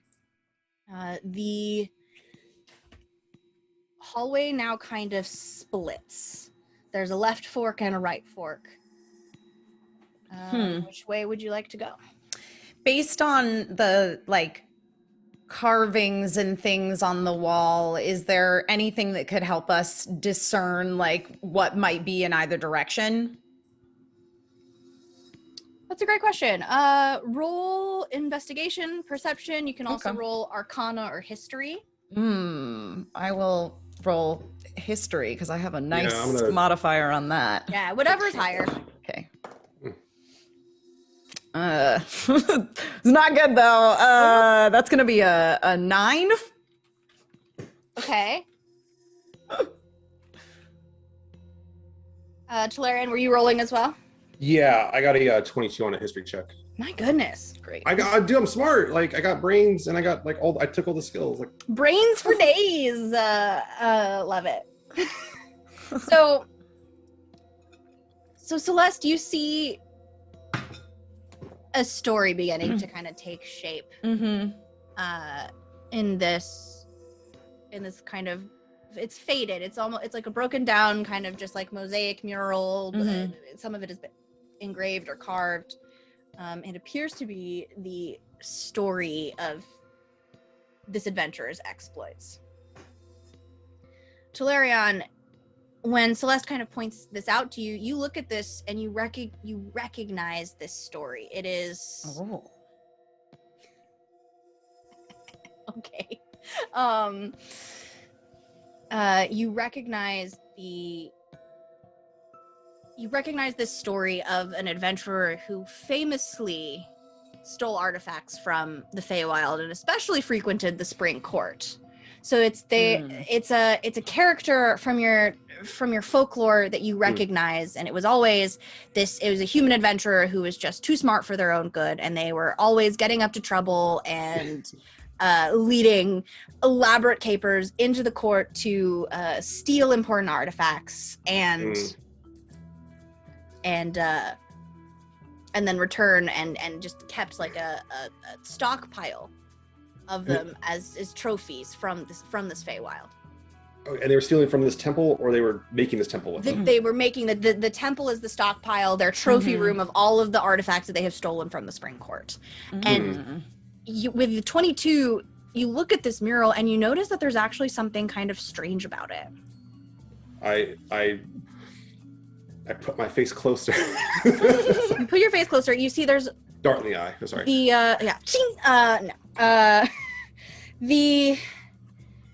There's just like an inconsistency in the stone as one of the figures, this engraved figure, is holding aloft some kind of staff. I use my free cast. I have like the Fey touch thing, so I use my free cast detect magic. Do I see anything like magical? The carving of the staff itself is glowing with magic. All right.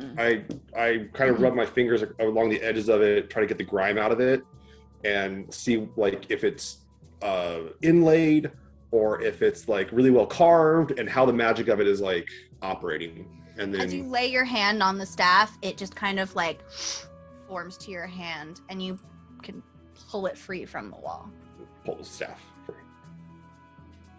I pull the staff free. Okay. Yeah. And I inspect it. And now you have a staff of defense. Sorry, I gave myself a staff of You defense. just bought yourself a toy. I bought myself a toy. I wanted to give some money, and I wanted to get a toy. That is not against the rules. Not against the rules. Again, it's like I can hardly stop you, and I love that. So you now have a staff of defense, and right. the one other thing I will say with the 22 that you are able to remember is that this adventurer, this famous thief, was known for their skill in alchemy and traps. Question: Is this thief? Do I remember if this thief is male, female, non-binary? They had a legend to them. It was they had a title. But other than that, no one was really sure. It was one of the reasons that they were so successful. Is no one really knew who they were. They were just the thief. Well, let's press on. I have to hand it to them. If you are that successful, why not build an entire shrine to yourself and your life's work? With that though, the figure with the staff is kind of pointing to the left. Let us take then the left-hand path. And we progress. But bearing in mind that we know that this legendary figure was of the roguish variety, would it not stand to reason that that could be a misdirect? The figure was the figure that we're looking at that's holding the staff. Is that the thief? Mm-hmm. Oh, that was the thief. They were certainly clever if they managed to steal so many artifacts throughout the course of their lifetime. Oh, absolutely. But at the same time, my divination demonstrated to us that the choices we are making will only lead to wheel. So perhaps it is best that we turn to the left. All right. Take the path less traveled. Look over Lead and the way. Zula's I don't got think like either her of them hands have out been- and she's trying to remember which one is left. Yeah. It's the third eye. It's disorienting. Yeah. I have so many hands now. Oh, I have the same number actually. Shoot, sorry. All right, so you take the left path. Mhm. Who's going in front? Is it Zula still? Sure. All right. I'll be close behind her just to make sure she's okay. And how wide is the pathway, Kailey? Is it like 10 feet, 5 feet, something like that? I would say you can walk 2 abreast. Okay, It would 10 be feet. it'd be about 10 Mhm. feet. Zula, roll a d4 for me, please. Oh boy. Aw. 1. Okay.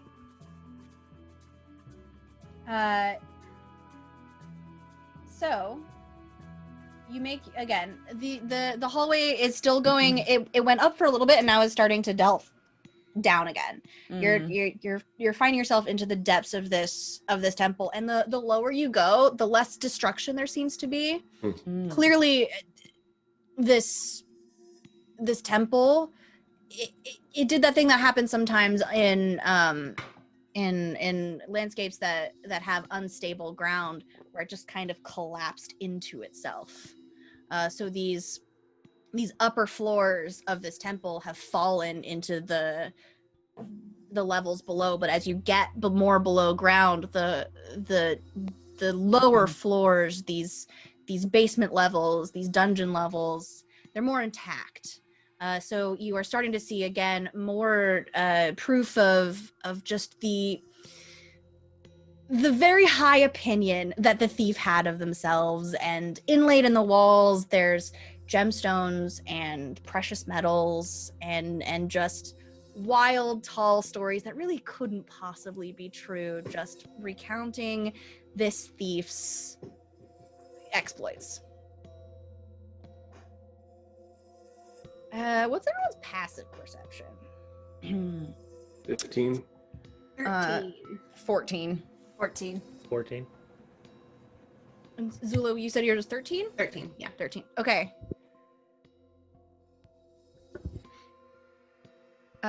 So Solarion. Oh, and Zula, actually, because you still have your eye. Oh. You notice in the corner of your eye, part of this elaborate mural telling some tall tale appears to be shadowed with something more than just the regular decay. Like Does it looks like does there's it be something organic or? maybe. Okay. Zula kind of bubbles and points. Yeah, and I still have detect magic up for a little bit. Like I'm gonna sit there and kind of take a look at it. Is it magical at all, or? It doesn't look magical. It definitely looks organic. Okay. Can I make a nature check on that to see if I can identify like the type of this? Okay. Absolutely. I'm gonna use one of my portents, my 17 portent, to replace Okay. that one I rolled. Oh, love that. I saw this in my dreams last night actually, Mm. and that would give me actually a 27. Sorry, 24. Sorry, 24. To identify this thing? It looks like an ooze. Can I tell what color it is? Is it gray? Yeah, it looks like a gray ooze. I tell her, I very clearly point it out, and I tell everyone, avoid that at all costs. Do not touch. Go against the opposite wall. Mm-hmm. Don't poke it. Don't spit on it. Zula kind of pulls her finger back. Yes, you would not want to. Today would not be the day to trade a finger for an eye. I would say that. Ooh. Thank you for the heads up, Telerian. I make my way very much so up against the opposite wall, with my back to it, just suspiciously keeping my eye on the ooze. Never taking my eye off of it. Okay. If you're trying to essentially sneak by without it noticing you, everyone, I think this is going to be a stealth check. Yeah. Okay. Good. Oh my goodness gracious. Oh no. You might have one more advantage. I do. Thank you. I have it written down right here. Just keep forgetting. That's better. 16. Okay. I got a, what's my modifier for stealth? 19. Okay. 13. Got 2 -1, so unnatural 1. Oh no. All right, I'm gonna pull some bullshit here. Zula, I'm gonna replace that 1 with a 4. So it's my a last 3. important. And I'm gonna use my one of my other my magic I took for the day, which is the astronomy archive, and give you a bonus to that check. You get an additional 3 on that check. So you have a 4 plus 3. 6. I'm trying here, guys. It's better than 1. I'm trying the best here. you can. Okay, it is better than a 1. So instead of It's better than a 1. with a 1 at that point, when you think so hard about avoiding something that you end up just running straight into it by mistake. Yep. Fixated on it. Can't. Zula. Oh. He's first in a gray ooze. I'm not. However, it is going to kind of just I think what will happen is Zula will wait for the rest of the group to kind of make their way across and then bravely just charge through, but there's just this wet, slick piece of stone and she just goes whoop, and doesn't fall, catches herself on the opposite wall, but the vibrations of that moment behind you, the ooze will just drop and start to bend a pseudopod towards you. Roll initiative. Okay. Much better than last All right. time. This dice is going in jail. To the shoe. Mm-hmm. 19. Ooh. 22. Natural 20, man. I wasted a natural 20 on initiative. Let's go do this thing. 16. Okay. That was once again a 2 -1, so 1. Oh my god! Oh, Zula needs a reroll. Oh, I just got one. Yeah. 12 for Zamba. That's a 4. Dexterity, not Zula's strong suit. To be fair, you are now higher in initiative than the ooze because I also rolled low. So, everything makes a difference, especially with me because. Yeah. So, I do believe with our natural 20, our wizard friend Telerion gets to go first. Yeah, you would just I'm see not- Zula eat it, I'm not and even then the ooze just goes. I don't want to play with this thing because these things are too dangerous to mess with. So I'm going to go ahead and blow 3rd level slot, and I'm going to cast sleep on it. Oh, okay. So I got to roll higher than its hit points, and if I do, it goes to sleep. There's no save. The sleep's amazing. Yeah, sleep has no saving throw. I rolled. Do oozes sleep? Do oozes sleep? Yeah, they're not immune to unconsciousness. Oh. 24. I mean, I just put 30. I put something with 52 hit points to sleep, so it's unless it has more So than it 52 hit points. extends the pseudopod and then And it just calms down. Ha! And I look at everybody and I'm like moving on. You just hear a little, it just in the little gray, it just. Little bubbles come up out of it as it snores. It joins the little pink bubbles that Zula had. It's just like bubbles all over the place. Bubbles all the way down, y'all. Yeah, and to be honest, people are asking, I don't see any. It doesn't say anything about being immune to. Yeah, being it doesn't say unconscious. it's immune, so I don't know. I think that's clever and also hilarious. So let's do it. So we're just gonna walk on past. Yeah. Yeah, that's it. Thank you. Keep going. Sorry to burst your bubble. No offense. Zula. Hey. That's a delight. So, and at this point, I think that the bubbles are gone. Oh, Yeah, only you're lasts a minute. Bubbles are gone. Okay. I'm now moving at like half speed. Like I'm very like intentionally planting each foot. Can I hold out my umbrella for her to hold on to so I can help her as we walk? Absolutely. You absolutely can. So you continue down this hallway, and again, all seems quiet. The murals are getting more and more elaborate, but also still that just everything is just dingy and tarnished. No one has been down here for quite some time. Ari, roll a d4 for me, please. Sure. 2. Okay. Fine. It's probably fine. Probably fine. We're good. So you are making your way again through this hallway. It is going even farther down into the dark, and again it splits into a fork. Shall we go right this time? Since we went left last time. I want to examine the stuff along the wall, see if there's any hints again. Yes. That's probably smart. All right. Again, history, perception, arcana. Oh, okay. What Anybody, and anybody wants to roll just Okay. whatever's higher for you. Great. Ooh. Oh, they're both the same. 25. Yeah, 25 also. Yeah. Oh, well, ignore my roll. It was good, but it wasn't that good. Excellent. So again, you see another what you hope is a tall tale of the thief sneaking in the dark of night to liberate a fairy queen's precious ring. And even in the like disarray and decay of this mural, you see that the depiction of the ring itself seems to have like a glowing quality to it. Maybe it's made of some kind of like moonstone, and it's very, very radiant, and that light shines to the right just a little bit.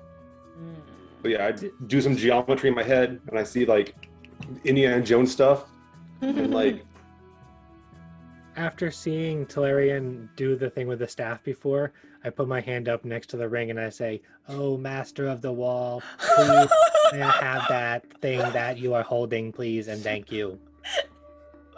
And I just wait. I just wait. Please give me things. You asked very nicely, Zamba. Well done. Oh yes, of course. Manners are number one. Manners are number one. Roll a d20. Yes.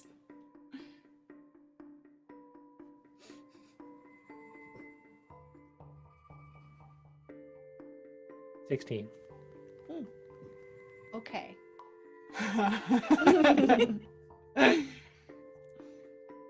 The ring begins to glow. Whoa. And the little motes, moonstone something around it really showing off that glow even brighter. And they start to come away from the wall, glowing brighter and brighter, begin to hover. Oh boy. Well,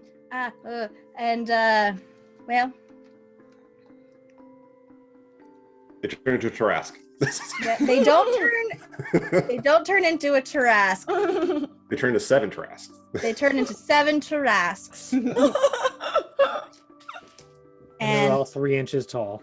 No. Yes, they're 3 inches Yeah, tall. the little baby dinosaur. So they pop up, and then one will just stop for a second and shoot through you.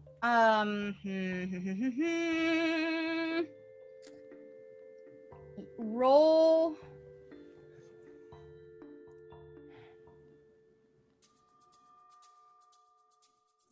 Oh. Yeah, roll a dexterity saving throw. Oh, nuts. Uh-oh. or constitution. Actually, I'll let you do either. We'll go with the dex. 14? Okay. You feel a pain as it feels as though something is just vibrating through you, like shudders through your whole bones as it just whooshes Oh no, through guys, you. I think I gotta go to the bathroom. Where is this coming out of? My guts. Came out of the walls. This No, I little mean him. But glowing orb, and then it just straight through his chest. And Oh no. and you take 5 points of force damage Oh. as these tough, man. other 2 orbs begin to zzz with almost like an electric energy. And they're in the walls? no, they have now pulled free. They're out of the walls. Okay. Zamba looks over at Ari with like those big cat eyes where it looks like he's about to like tears welling up, and he says, "But I said please." Yes, you did. I know, darling. You did. You did the right thing. And an electric shock will go over to Celeste, but that's a 12 to hit. Does that hit? No, my armor class is 16, so. What did I do to this wall? You used your manners. And then there's a That'll teach me. who was I'm ready, Kailey. I'm ready. nearest to? Yeah, I think it would be you. I was looking at the Claire, 'cause wall, you were man. on the other one of the wall, Yeah, because I'm that's a cool. natural 20. Natural 20. Boy. What's it to hit? I might try to manipulate it. 24. Do you shield? Okay, yeah, I accept it. Okay. So that is 18 points of damage. What kind of damage? Lightning. I'll absorb elements. You absorb elements? Nice. Okay, is that Yeah. is that resistance? Or It gives you resistance versus lightning, so I'll just take 9. okay. Shocking turn of events. No. Oh. And these little wisps start to kind of hover around you. I will need everyone to roll initiative again. This is Sorry, Wall. This is actually the kind of electrotherapy I'm trying to do to grow my hair back. Right. Mm. Cool. Well, there's a nat 20 on initiative. Woo! Yeah, Zula. So 19. Good. That was good. I got a dirty 20. Nice. Nice. 6. Zamba also has a dirty 20. Yeah. Who got a 6? I got 6. Aaron? Okay. Zamba also got a dirty 20. Zula, what was yours? 19. 19. Because And you have a Zamba- -1. Celeste, what's your dex? My dexterity is 14. Okay. And Zamba? 12. 12. Okay, so it'll be Celeste and then Zamba, and then Ari, what was your initiative? 10. 10. Okay. Lovely. So first things first, Celeste, Mm-hmm. this thing tried to zap at you I do not like that. I do and not like missed. that. What Yeah. would you like to do? I'm curious because they're using like lightning magic situation. So in theory, could I use my immovable rod to become like a lightning rod and thus direct all of their lightning to the rod. Yeah. Nice. Fascinating. Roll. I love this idea. Roll. Okay. You have some options here. Okay. You can try and be charismatic and lure the creatures to the lightning rod. Okay. You can intimidate them and frighten them and chase them to the lightning rod. You can try to use the immovable rod to stab through one of them and make it a either dex or strength based attack. Yeah.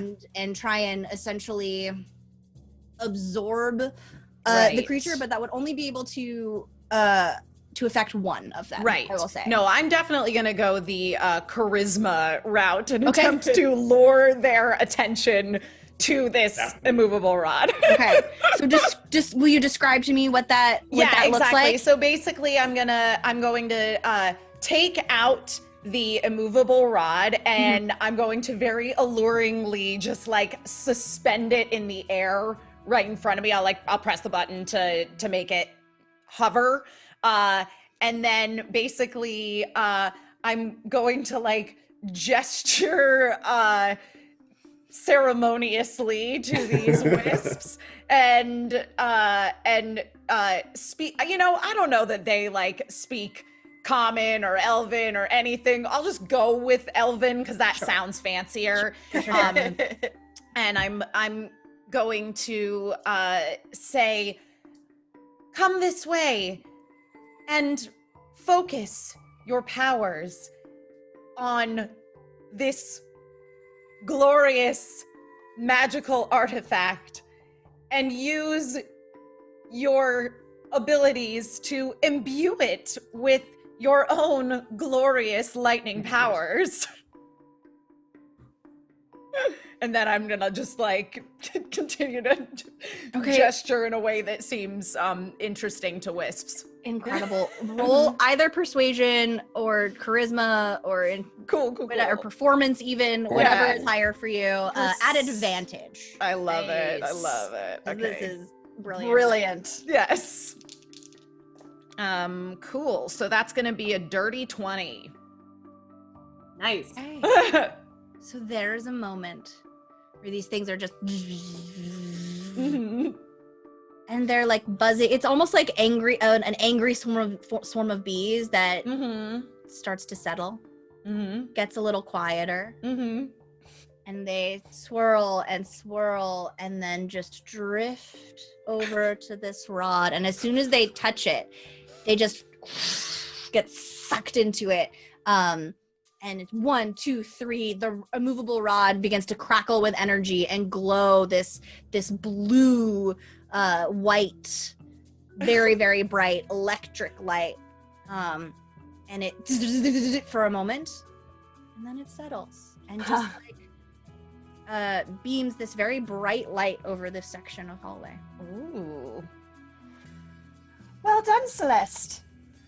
I knew it would come in handy for something. Improvising. But I do wonder if it is safe to take, or if I should just best leave it alone. I'm gonna go leave it alone. Yeah, I am too. This is I think the best bet here, as with most situations, is walk away while we can. Yes. Good sound thinking. Perhaps we bring it on the way back and maybe Abigail can use it. Perhaps. Cross that bridge when we get here. Yes. I would like a bridge, literally, though, because I'm tired of wading through this water. I grabbed one of those plastic bags that I had. I had 2 of them for my feet, and I say, maybe on the way back we can just put it inside of this thing. I don't know how these things work, but maybe if they come out, maybe they'll be trapped inside like lightning bugs. Very smart. Who knows? I guess we'll figure it out when we get to it, huh? Yeah. Ladies and gentlemen to the right. Yeah. Moving on, then. No. And I think it was Zula and Ari had the front, if I'm not mistaken. And Zomba, I'm still very proud of you for using your manners. Just because it didn't work out the right way doesn't mean you should stop using them. Yeah, I don't know what the heck that was all about. It was just a wall. I know. All that attitude. Not everyone has manners. Is anybody else hurt? I can Yeah. help out a little bit. Mm. How hurt do you look, Talarian? One of your dice should be fine. I mean, on a scale of 1 to 38, I'm at a 28. If we're measuring in drops of blood. Yes. Oh, well, here. And I'll reach out and put my hand just on Ari's shoulder and do lay on hands for 5. Oh, well, thank you, dear. I rolled low, so I'm gonna give you 2. Okay. Of course, that's a 1. So I'm gonna give you 3 points total. Oh. Hey, that's plenty, dude. That puts me back to 20, so thank you. Mm. But I am gonna use the last one for myself. That's fair. Yeah. Sorry, everybody. Sorry about it. That was good. Good. Sorry, you keep getting hit. Yeah. No, Hey, that's you know, okay. it's okay. I got zapped. I'm just happy to be here. All right. All right. Moving on then. Absolutely. So you continue down the right path, and now Talarion, roll a d4 for me, please. Oh. Oh, shit, I dropped it. Okay, sorry. It got stuck to my hand. Oh no! 4. 4. Excellent. I don't like that. Your enthusiasm scares me, Kailey. I'm just always enthusiastic. I don't know why I'm so afraid. In this context. So you make your way down the right path, and again, it starts to just slope downwards. The air is starting to get much colder. It's even darker. Luckily you still got your sword, so you're able to cast that light, and the light from the immovable rod does give you some illumination for even longer than you thought possible. The magic really seems to be helpful here, and it's shining off of, again, these elaborate murals. This adventurer had a long time to brag. Mm. And this is as Celeste said, a shrine to them. Mhm. And as you make your way down, the path itself starts to level out a little bit, and you see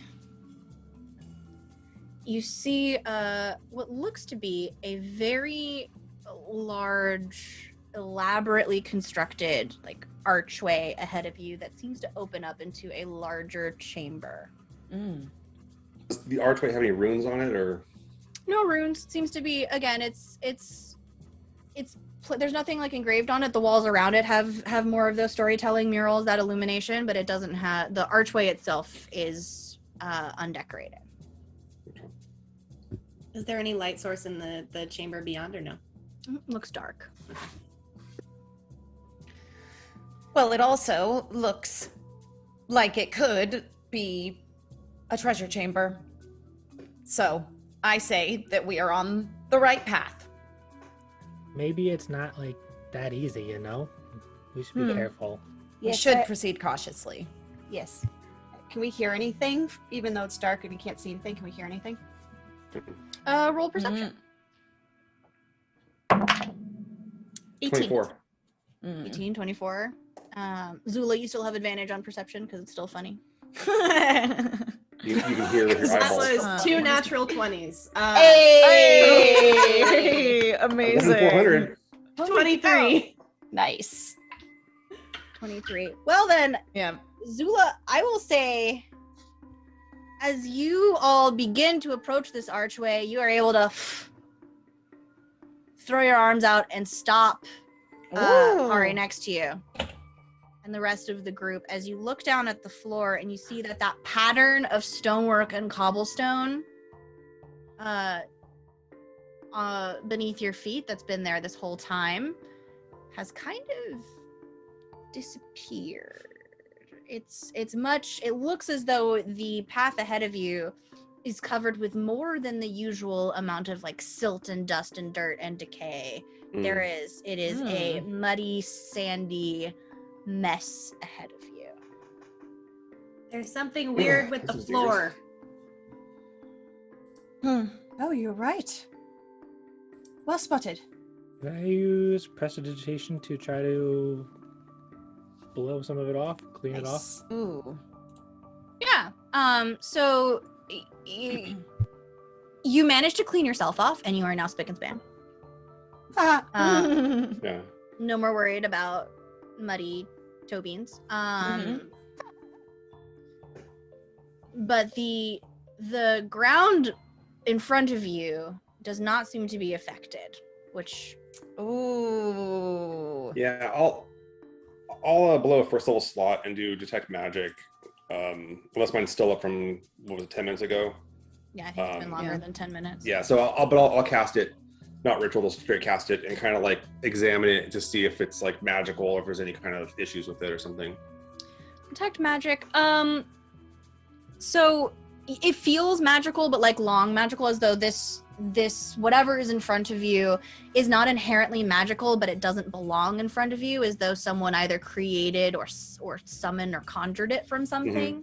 But it itself now is not inherently magical. And the ground, is it absent, or is it like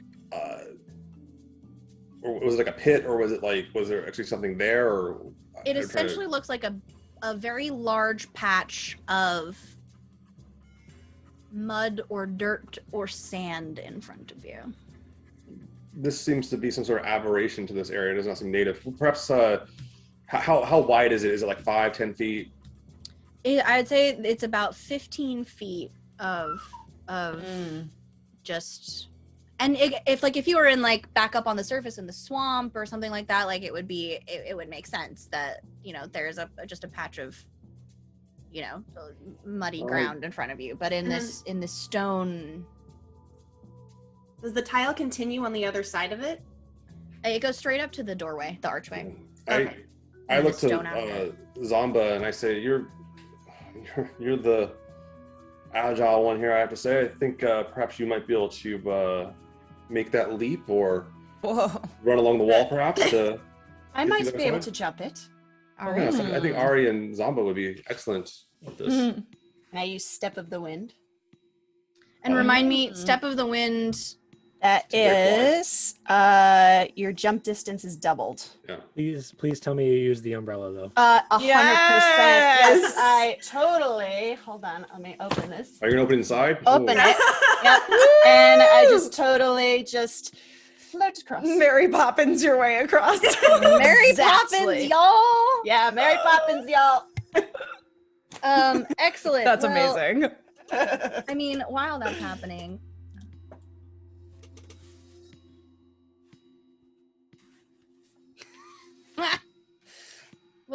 as you attempt to jump across and call back to your friends, you find that you must shout it while you are speaking. There's no more quiet talk for you, Miss Prim and Proper. Okay, let's go, everyone. Try not to touch it. And what is your so what's your normal jump speed? Math. No, you know what? It's fine. Math seems irrelevant at this point. I'm going to say, with the shouting and the flavor of the umbrella, you are able to use Step of the Wind to just right on the edge, on your toes, brace yourself against the archway. Oh no! You are able to clear that that patch of floor. Awesome. Thank you, DM. That was fantastic. I like the umbrella featherfall. It's brilliant. Yeah, it's great. It's incredible. Yeah, that was totally gonna be a thing too. So just to be clear about this floor, we just can't really discern anything about it very specifically. You can take a closer look if you'd like. I will. I'll take a closer look. Sure. Roll perception Sure. or investigation. Great. I love that. think my investigation is better than perception. Nope, perception's better. Boom. Well, that's only an 8. I mean, it looks, again, it looks like maybe it might be something like quicksand. I have rope. That was Yeah. yeah, All right, find one a- moment. Let me get it out of my bag. find a what point is to this You're aim. not that far away from us. We can hear you. I just want to make sure. you can use your inside voice. I Please. am using my inside voice. Celeste, let's not mock her voice right now. I don't think she can help it. I feel really bad for her. How long does that last? Is it permanent now? No, it's just a minute. All right. Yeah, Feel really bad. Well, I didn't know that she got magicked. no, absolutely. You're reacting the way that any sane person would. Let's go ahead and like secure the rope as best we can as it gets over here, and then Do you want me to dex throw it? Mm. Or am I dex enough that I can just toss it? I think you could toss it. It's only 15 feet. Great. Here it comes! Okay. Zamba quickly, without even like thinking about it, just like kind of jumps at it and then swats it a couple times and realizes everyone's around. nice. And then No, he stands up. Zomba, you need to. Nope, later. Not Yeah. right now. He stands up and straightens his robes out and he's like, "Oh, sorry, I'm embarrassed." Kind of got That's the all better of me. right. I'll take a grasp of the rope if it's secured, either RE or it's on the wall or something like that, and I'll start trying to make my way across. Okay, roll a dex save at advantage since you're using the rope. Mm-hmm. That's pretty good. That would be an 18. All right, so it takes you a second. It's really, and you're starting to sink almost all the way to your waist. And it is slow going, but you don't feel stuck. And you're able to, with the Cool. guidance of the rope, make your way across. Okay. I get to the other side and I start trying to brush all the crap off my robes as best I can. Well done, Solarian. In my mind, Thank you. if you go faster across quicksand, then you have less chances to start sinking in the quicksand. So I'm also going to use the rope, but before I go, I'm going to cast Expeditious Retreat so I can go Yeah. fast. Very nice. Ooh, tell me what that looks like as you just gotta go fast. Exactly. So if you can imagine, so basically like I grab hold of the rope and I cast Expeditious Retreat, and it's like a Sonic the Hedgehog kind of situation. So like it's like a second of like charging up, like when you get in the ball for Sonic so you can For sure. speed forward. And so that kind of like happens, and then I like just speed forward, and I'm using the rope to like go hand over hand really quickly, but like because I'm going so fast, it also like creates a like spray of quicksand that like goes off to either side. So there's like a little valley in the quicksand think where the you're gonna rope get, like- is. You're also blue like Sonic. I forgot I was blue. Amazing. Incredible. Lean into it. Don't even Yeah. roll for that. I like it too much. Great. They're able to zoom across. The mud splatters against the mural, just like Yeah. further obscuring Yeah. the lies of this arrogant thief Yes. as just some insult to injury. And you're able to kind of just like splat across. Mhm. So I look at the quicksand, and then I look at the rope, and then I look back at the quicksand, and then I have a flashback to the hallway, and then I cast Misty Step and just go, nope. Yeah. Very nice. Nope out, baby. When Zula does that, I say that's a profane use, but exceptional. Do the walls look climbable with cat claws? Because I do have a climbing speed of 20 feet. I mean, the stone is pretty soft here. It's been damp for a long time. You think you maybe, especially with the carvings and such, it might be a Yeah. little difficult. You think you might be able to do it. I believe in you, Zomba.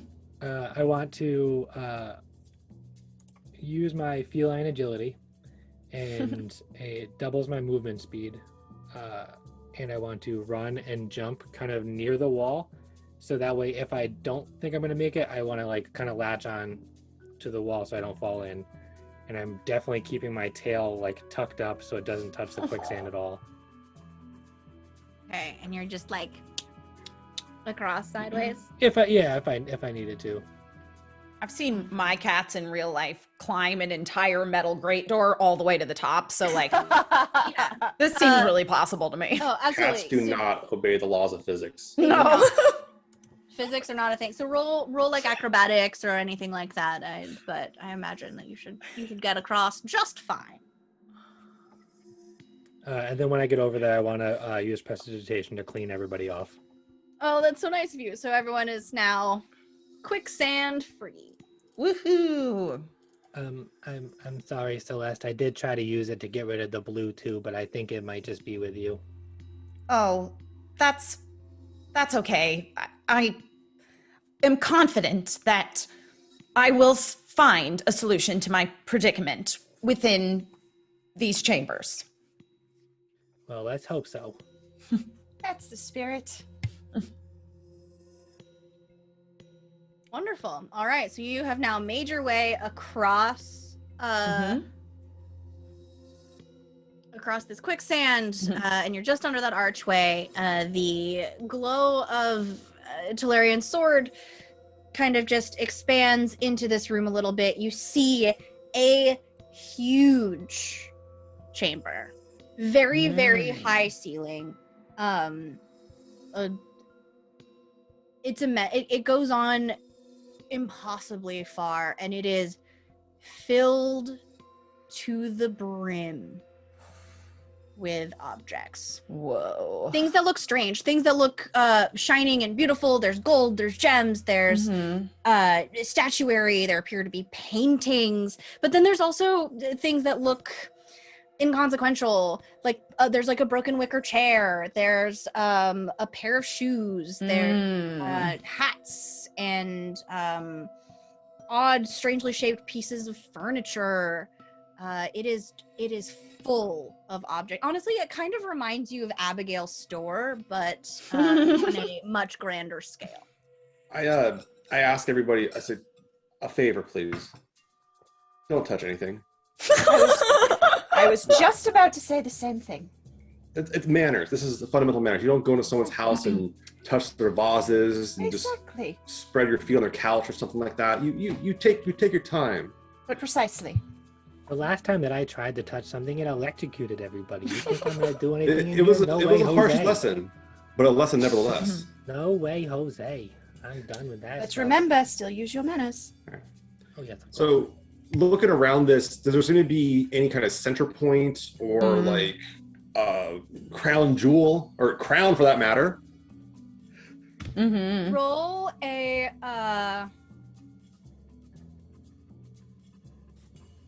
Investigation, perception. yeah, I'd say investigation, perception. I'll also let you roll Arcana. Okay, I'll do my investigation first. That's a 26. Okay. I have +7 to all this stuff. It's intelligence based. I'm good at it. And then Arcana. Arcana's not that good. I got a 11. Okay. So you. I still detect magic up though. So. Yeah, I mean, and everything is lighting up right now. Just there's this room is full of magical objects and artifacts. There's a lot going on. But you start to see a system in the chaos. Like this appears to be some kind of. There is a method to the madness. It is, and you start to kind of just lay out a path. Okay. And there is a central point kind of guiding in almost a spiral further into the space. Following these ley lines of magic and the weave I'm seeing, I kind of start following it, and like I'm doing my thing. My eyes are darting around, trying to pick out each little piece, and I start trying to like center on it very cautiously. I don't accelerate. I take my time. You guys might see me cast like very minor spells here and there just to try to like navigate it a little bit better, but focused. Yeah. And as you make your way further into the space, you do see there's like a small clear space, and on a little bit of a like little pedestal on a stand, you see a crown. I approach, taking my time, sizing it up, looking at the pedestal. I try to, I get under the hood a little bit, really careful, and I want to take time to really focus detect magic, focus my stuff on it before I touch anything.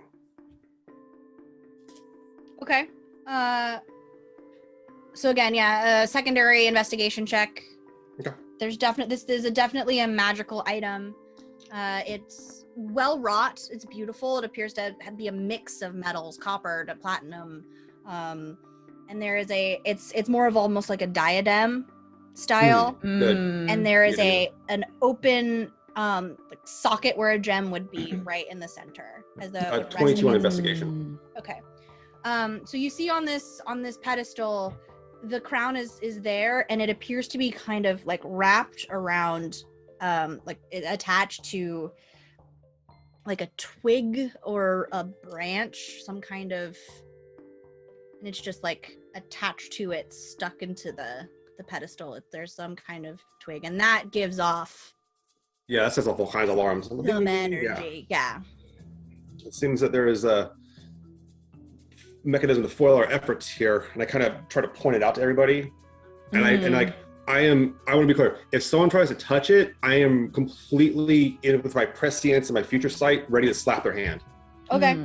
Like I don't want anyone touching it. All right. So the rest of you see your wizard friend staring at this crown, this pedestal. It does look like it's what you came here for. And he's telling you these things. What all would you like to do? Well, we have to figure out some way to get this crown out of here. Who has the carry it on my fastest umbrella, hands? if you want to. I'm not opposed to that, actually. I will step back a few steps and Yes, allow hook Ari, the umbrella. Yeah. Hook whose it with umbrella the has not failed umbrella. us yet. The umbrella It has not failed hasn't. us yet, It so I has have faith to I utilize will it. try to hook it with the parrot's beak. Okay.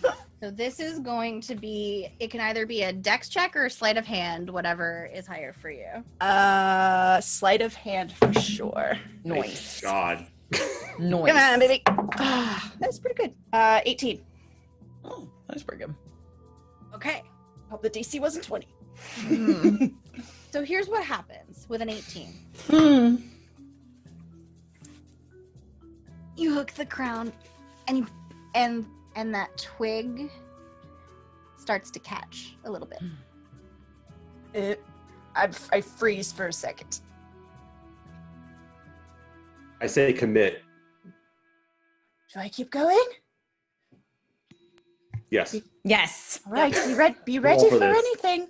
I've read some stories where sometimes it could make the temple collapse, though, so we better be ready to run. Do we have something that we can put in its place? Our hopes and dreams. I don't know. But if it's hooked to the vine, I don't know if we're gonna be able to I don't do think we're that. in I don't think we're in Bill's. All right, Do well, the how switcheroo. far away from the door are we? / am I? I would say you're about 30 feet in. Not too bad. All right, why don't you all go stand by the door and I'll meet you there. Yeah, I have my staff ready. My staff of defense ready between me and this Right. event. Woo! All right, so once they're all by the door, I will. I stay with Ari and I say Aw. I'm not leaving you. You did. My God, this is best bean. I would die for you. He is a best beat, I know. Yes. Yes. So I will yank it and book it.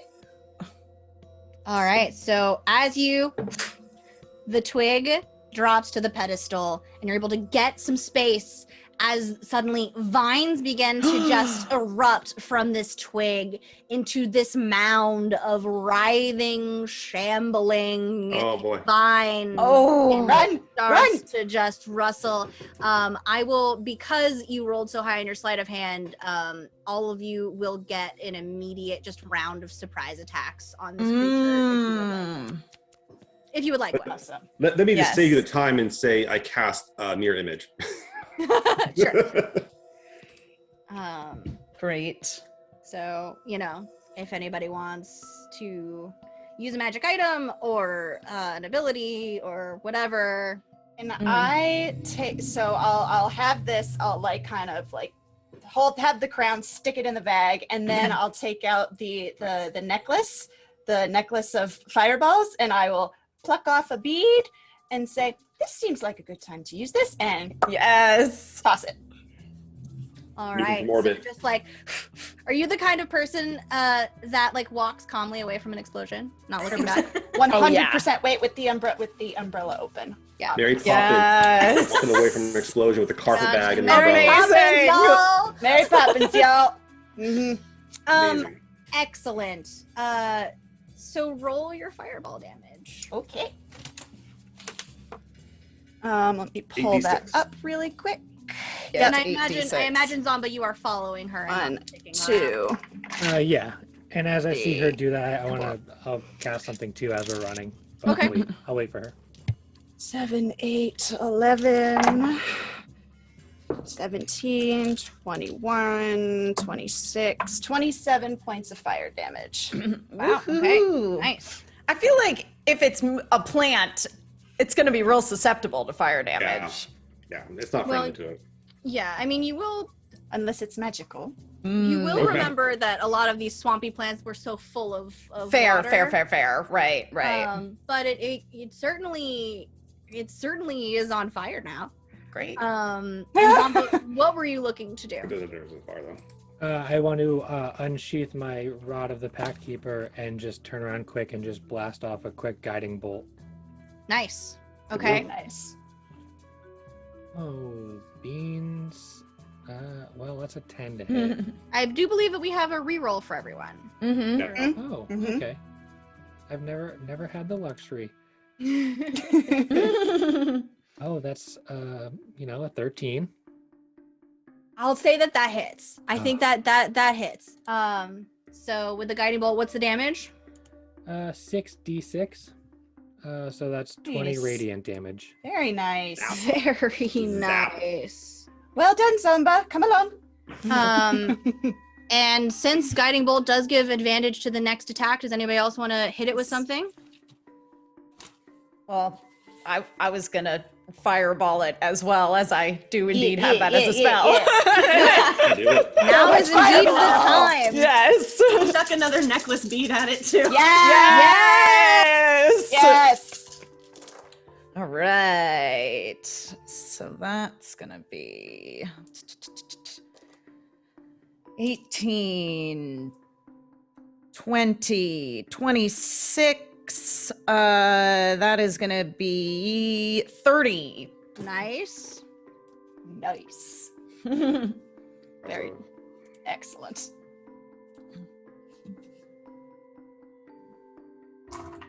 I love that everybody is fireball. Yeah. Yeah, like the 2 necklaces of fireballs, like 10 free fireballs. That's pretty is like- dope. I mean, we just nuke the whole place. Like it's This is the time. Mhm. This is the sustainable time. nukes is what I Just see. leave a trail of the beads Yeah. on our way out. Oh, I thought I was using them as breadcrumbs.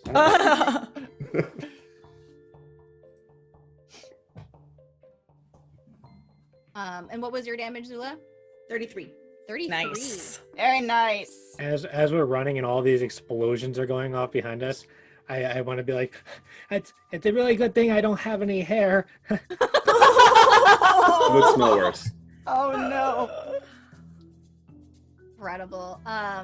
So just in just a myriad of explosive fireballs behind you, the creature begins to recede in on itself again, forming back into a very singed now twig. Sitting calmly on the pedestal behind you. Ari has the crown in her carpet bag of holding. Yes. Amazing. The vault, the treasure room behind you begins to fill with smoke as the different items begin to catch fire as the fire begins to spread.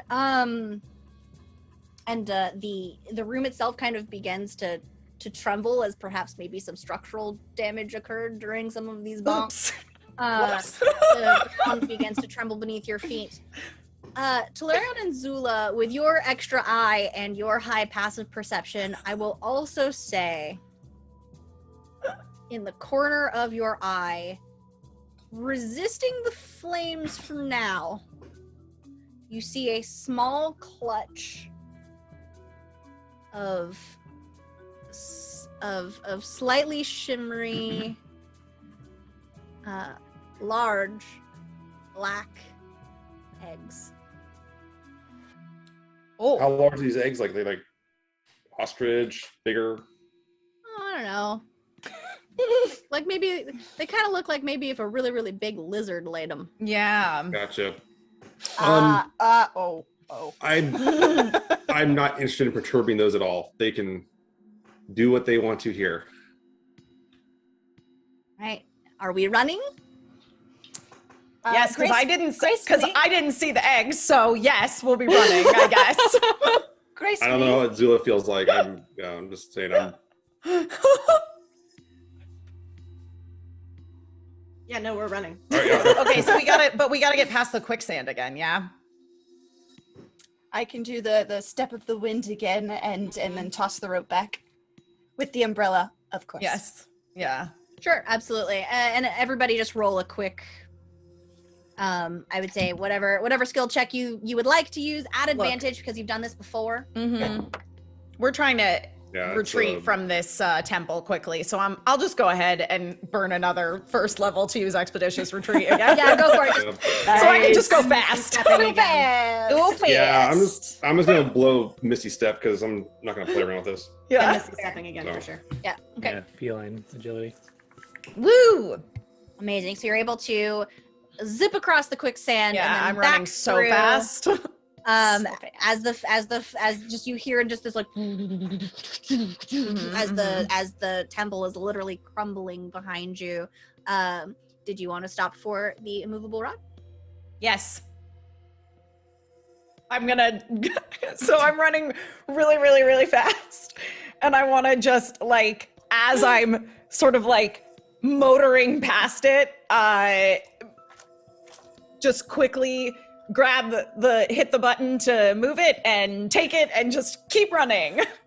I imagine you missed the first time and I totally did do too. like to a do a lap up to loop back around. Yeah. Yeah. I like Yeah, forgetting I'm about not the quite button and just dexterous grabbing enough it to and pull then that off in one getting fell back. swoop. Kaylee, I'm inclined to when we come to the point with the gray ooze, who I'm sure is awake now, Yeah. and probably confused and probably hungry, I'm just gonna try to like run past it. Yeah, that's totally fine. drop a bead on it as well. You sure could. You can just drop a if you want to just drop a I'm worried. as I I'm float worried by. about The caving in structural the way. integrity. We're almost there. It's fine. Keep going. Keep going. there goes the ooze. And then also as we're running out, oops, that's not helpful. Who is it? Zomba. As you're running, you find yourself just like growing, and you're suddenly a large-sized creature. So you've got this like, as you're running, you're just. Yeah, I definitely just- dropped you all grow. fours. Oh, Yeah. but he's still small enough to fit in here. Yeah, he's large. It would just it's a squeeze. Okay. But now he's a big kitty. He's a big kitty. So we're running. You're able to just, and then with the rest of this temple crumbling behind you, you dive up through the door, and there's a splash as you find yourselves back on the edge of this pond as the rubble begins to settle again, the opening now obscured from sight. Can I fit through the door, or is it like the cat that's like trying to like reach out, like clawing at the entrance? You were worried for a second, but then as the doorway started to settle and crumble and fall again, you had just enough space to just. Aww. Okay.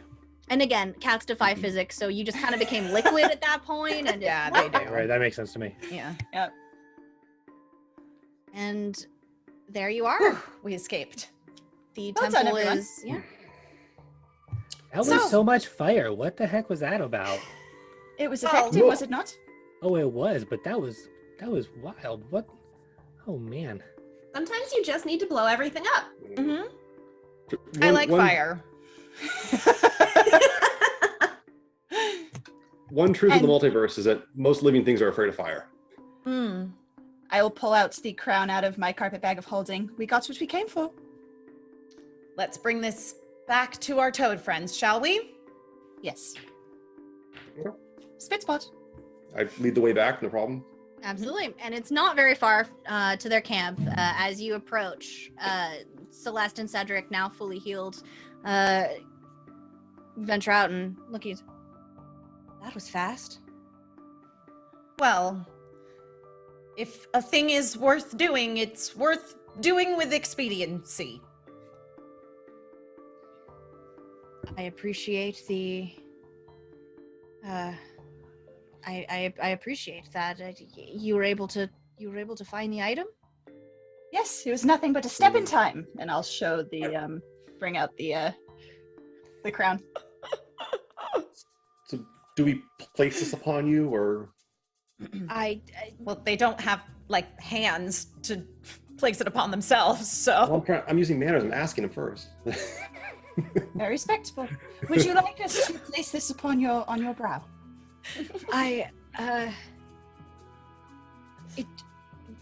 it should be, and then wait, Lilia and a smaller giant toad will kind of and just very timidly Hello, dear. and she will kind of just very quietly, shyly. Oh, Or I will kind of kneel down and get to her level, and I'll be holding the crown so she can see it, and I'll look at her and say, "Would it be all right if I place this on your head? I think you're going to look very dashing." She'll look back over to her parents and they'll nod. oh, And does she nod? oh. I will gently put it on her head. And as you place the diadem on this toad, What a sentence. there That's great. is a moment, and it begins to glow and glow, and Lilia herself begins to glow, and she closes her eyes for a second and appears to be in some discomfort, as just out of her forehead into the diadem, as though it's being like sucked from it, a very large faceted lavender purplish jewel just clicks into place into the diadem, and the glow gets brighter and brighter and brighter, and suddenly in front of you stands a young looking elven girl. She looks, humans would put her around 10. She's got very, very long black hair and bright, bright blue eyes, and she's wearing the diadem with that jewel now in it. And she will. Oh, aren't you beautiful? If I take it off, will I be a toad again? I'm I not don't sure. know. That's a very good question, It actually. is. I don't believe so, because the jewel is now in the crown, so we'll stay right here if you would like to try it. Okay. And she will. She's okay. Splendid. And she'll look at her mom and just hand the diadem to her mom. Her mom will take it. She'll pop the jewel out and offer it to you all and Light bulbs. Yep. Thank you very much. Excellent. Into Wait. the carpet bag holding. say, Mom can't do that. She doesn't have hands yet. So Yeah. the kid will do that. The kid will do that. Yeah. Hand it to her Like- mother. She could like use her tongue, I Everybody guess. takes a Yeah. turn. Yeah. Yeah. all of the other her parents will then have the Dinah place in the head. Exactly the same thing happens. Nice. Yay! In front of you, you see a small elven family. All of them raven-haired, very stately looking.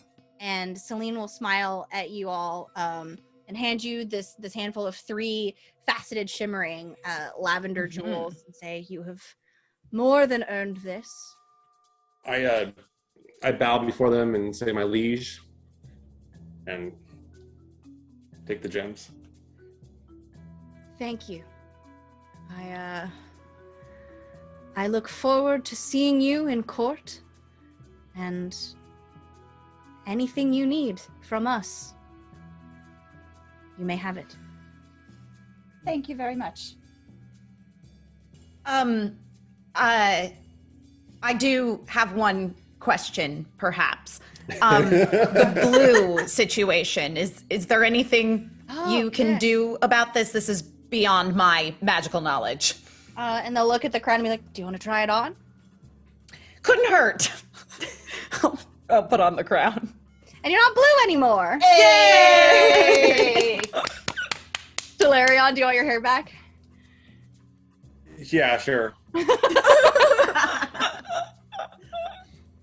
I put it on and it just kind of like sprouts out the top of the diadem and comes down. I'm like, It does. And Zula, I'll give you the option if you want to get rid of your third eye or not. Yeah, I'll kind of point to it and just can I keep it? The eye? Yeah. It helps me see better. I don't see why not. Can you blink that thing like on its own? Oh. And she'll like think really hard about blinking it. Can they do like when they go cross-eyed, does it go like tri-eyed, like it all like right here? I think it takes some time for you to figure out the new like muscle Nuances. memory of your It's third all like- eye, but you should be able to blink it. You could even Yeah. yeah. Why not? I don't make third eye rules. Well, yeah, yes, I do. So the elves will look at you, nod, and turn to the cave that they've been behind them. And again, you see a little bit of a glow as though the veil has been thinned very, very much. And they look at you and they wink a little bit and they're like, maybe just leave this Let's depart. cracked open just in case.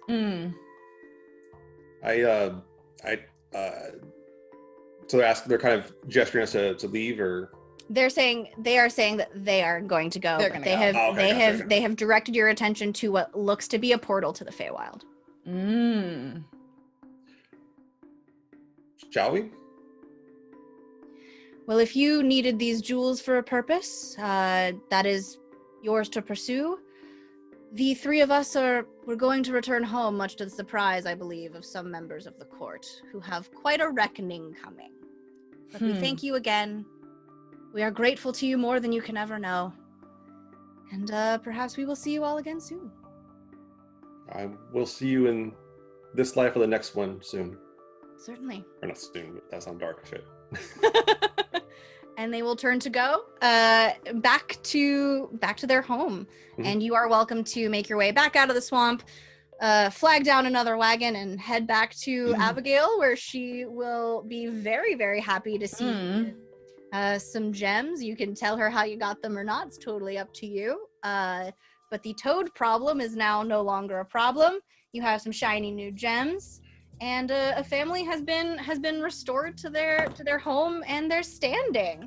Yay! A happy ending. Session. Yeah. Well done, everyone. Yes. Thank you all so much for joining us today. Thank you to my amazing players. Y'all are brilliant. And Thank I you. Thank you. Fantastic time. Thank you everyone who donated to this wonderful cause and helped us Yes. have all sorts of fun and chaos. Stick around. There are so many incredible games today with so many wonderful friends. Definitely see what we've got remaining for you. I think the next game we have, tell me if I'm wrong, Joe. Sorry? Yeah, Is Justices. Yeah, it'll be Justice. So stick around for justice. It's gonna be delightful, and I'll see you all soon. Thank you so much. Yay. Bye, everyone. Thank you, everyone. Thank Thank you, Kailey.